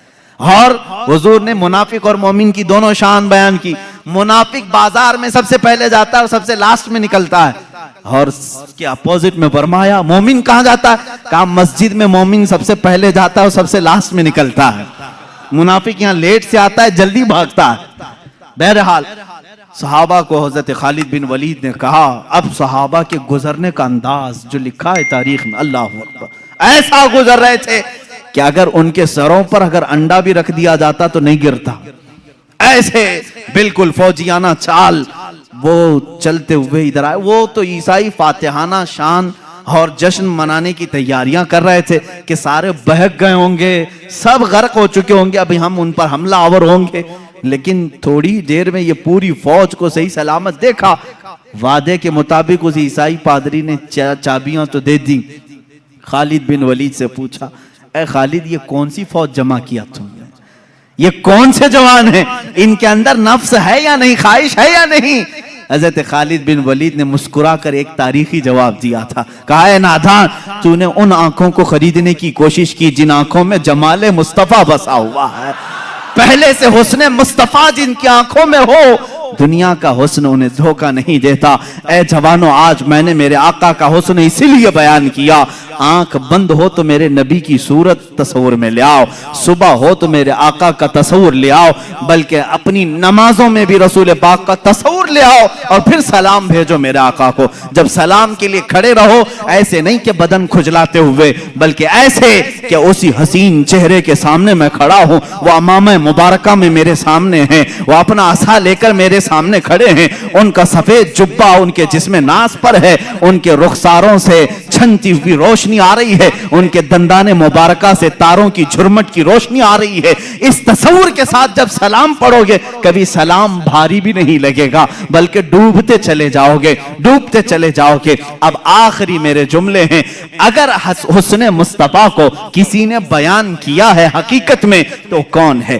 جنید بغدادی رضی اللہ تعالیٰ عنہ، سید الطائفہ، ان کے زمانے میں ایک آرٹسٹ آیا تھا، ایک مصور، وہ تصویریں نکالتا تھا۔ اس کا کمال یہ تھا کہ تم جا کر کے اس کو اپنی محبوبہ کی صورت بتاتے، سیم ٹو سیم ویسا ہی نقشہ نکال کر دے دیتا، یعنی جو سکیچ نکالنے کے ماہر ہوتے ہیں، ایسا مصور تھا۔ لوگوں کی بھیڑ اس کے پاس لگی تھی، اپنی اپنی، یہ کیمرے کا زمانہ نہیں تھا کہ محبوبہ کی فوٹو لے لیں اور موبائل میں رکھ کر دیکھتے رہیں، کسی مصور سے کھنچوانا ہی تھا، جا کر کے اس کے خد و خال بیان کرتے اور وہ بنا کر کے دیتا۔ جب یہ بات مشہور ہوئی، حضرت جنید بغدادی رضی اللہ تعالیٰ عنہ بھی پہنچ گئے، یہ وقت کے ولی کامل سید الطائفہ قطار میں کھڑے ہو گئے، لوگ اپنی محبوباؤں کی تصویر نکال رہے تھے۔ جب نمبر آیا آپ کا، آپ اندر آئے، مصور دیکھ کر گھبرا گیا، کہا جنید تمہارا میرے مکان پر کیا کام ہے؟ کہا میں نے سنا ہے تو محبوباؤں کی تصویریں ہو بہو کھینچتا ہے، میرا بھی ایک محبوب ہے، کیا تو اس کی تصویر بنا کے دے گا؟ میرا ایک محبوب ہے۔ اس نے کہا بتاؤ کیسا کیسا ہے تمہارا محبوب، خد و خال، حلیہ، قامت، سارا چہرہ، سارے ناز بتاؤ، میں نکال کر دیتا ہوں۔ اب جب جنید بغدادی بیان کرنے لگے، اب اللہ کے نبی کا ماتھا ایسا تھا کہ چوڑی پیشانی، بھویں گھنی، ابرویں ایسی تھی، لبھائے ناز گلاب کی پنکھڑیوں کی طرح، رخسار ناز انار کی سرخی لیے ہوئے، کان مبارک زلفوں سے چمکتے ہوئے تاروں کی طرح، گردن مبارک سراہی کی طرح، دست مبارک ریشم سے زیادہ نرم، اور آپ کا شبکہ میں ناز سینے ناز کے برابر۔ مصور کہا خاموش ہو جاؤ، خاموش ہو جاؤ، جنید یہ تصویر میرے پاس پہلے سے بنی بنائی رکھی ہے۔ جنید نے کہا تو آرڈر لیتا ہے، 8 دن بعد بنا کے دیتا ہے، میرے محبوب کی تصویر تیرے پاس پہلے سے کیسے ہے؟ کہا در حقیقت بات یہ ہے جس سے تم محبت کرتے اس سے میں بھی محبت کرتا ہوں، اس کی تصویر میرے پاس ہے۔ جنید بغدادی نے کہا اچھا لاؤ لاؤ تصویر ہم دونوں دیکھتے ہیں، دونوں سامنے دیکھتے ہیں۔ وہ مصور، وہ آرٹسٹ اپنے گھر میں اندر گیا اور جا کر کے قرآن مقدسہ لے کر کے آیا اور کہا اے جنید کیا یہ تیرے اور میرے محبوب کی تصویر نہیں ہے؟ اس سے بہتر تصویر کون بنا سکتا ہے؟ لو قرآن کھولو اور آنکھ پلٹو، رسول کا چہرہ دیکھنا ہو پڑھو والضحی واللیل اذا سجا، جب رسول کی زلفیں پڑھنی ہو پڑھو واللیل اذا سجا واللیل اذا یغشا، جب رسول پاک کے ہاتھ مبارک کو بیان کیا ہے مولا نے، کہا وما رمیت اذ رمیت ولکن اللہ رما، رسول پاک کی آنکھوں کو بیان کیا مولا ما زاغ البصر وما طغى لقد رأى من آیات ربه الکبریٰ، رسول پاک کے قدم ناز کو اللہ نے فرمایا ہے لا اقسم بهذا البلد وانت حل بهذا البلد، ارے تیرے رب نے تیرے حبیب کا سینہ بھی بیان کیا ہے، الم نشرح لك صدرك ووضعنا عنك وزرك، رسول پاک کے ہر عضو کو قرآن پاک میں بیان کیا ہے۔ اسی لیے شاعر نے، نظمی نے کہا ہے، مارہرہ کے شاعر نے، آغاز سے اخیر تک قرآن ہے نعت مصطفیٰ، محبوب کے بیان کا کیسا انوکھا ڈھنگ ہے، محبوب کے بیان کا کیسا انوکھا ڈھنگ ہے۔ یہ قرآن پاک سے بھی میں نے حسن مصطفیٰ بیان کیا ہے۔ میرے عزیزو آج کیا یہ موضوع سخن تھا، جمال مصطفیٰ، حسن مصطفیٰ، آقا کونین صلی اللہ تعالیٰ علیہ وسلم کا حلیہ مبارکہ۔ بات تو حقیقت یہ ہے جو امام اہل سنت نے فرمایا ہے کہ خدا نے ہے وہ مرتبے تجھ کو دیے، کوئی تجھ سا ہوا ہے نہ ہوگا شہا، تیرے خالق حسن و ادا کی قسم، میرے آقا جیسا کوئی دوسرا ہو نہیں سکتا۔ اور حسان بن ثابت کا وہی شعر ہماری گفتگو کا خلاصہ ہے، یا رسول اللہ وَأَحْسَنُ مِنْكَ لَمْ تَرَ قَطُّ عَيْنِي وَأَجْمَلُ مِنْكَ لَمْ تَلِدِ النِّسَاءُ خُلِقْتَ مُبَرَّأً مِنْ كُلِّ عَيْبٍ كَأَنَّكَ قَدْ خُلِقْتَ كَمَا تَشَاءُ، یا رسول اللہ آپ سے زیادہ حسین میری آنکھوں نے دیکھا نہیں، بلکہ حقیقت یہ ہے میرے آقا آپ سے زیادہ جمیل کسی ماں نے جنا ہی نہیں، آپ ہر عیب سے پاک پیدا کیے گئے ہیں، ایسے جیسے کہ اللہ نے آپ کی مرضی کے مطابق پیدا کیا ہے۔ وآخر دعوانا ان الحمدللہ رب العالمین۔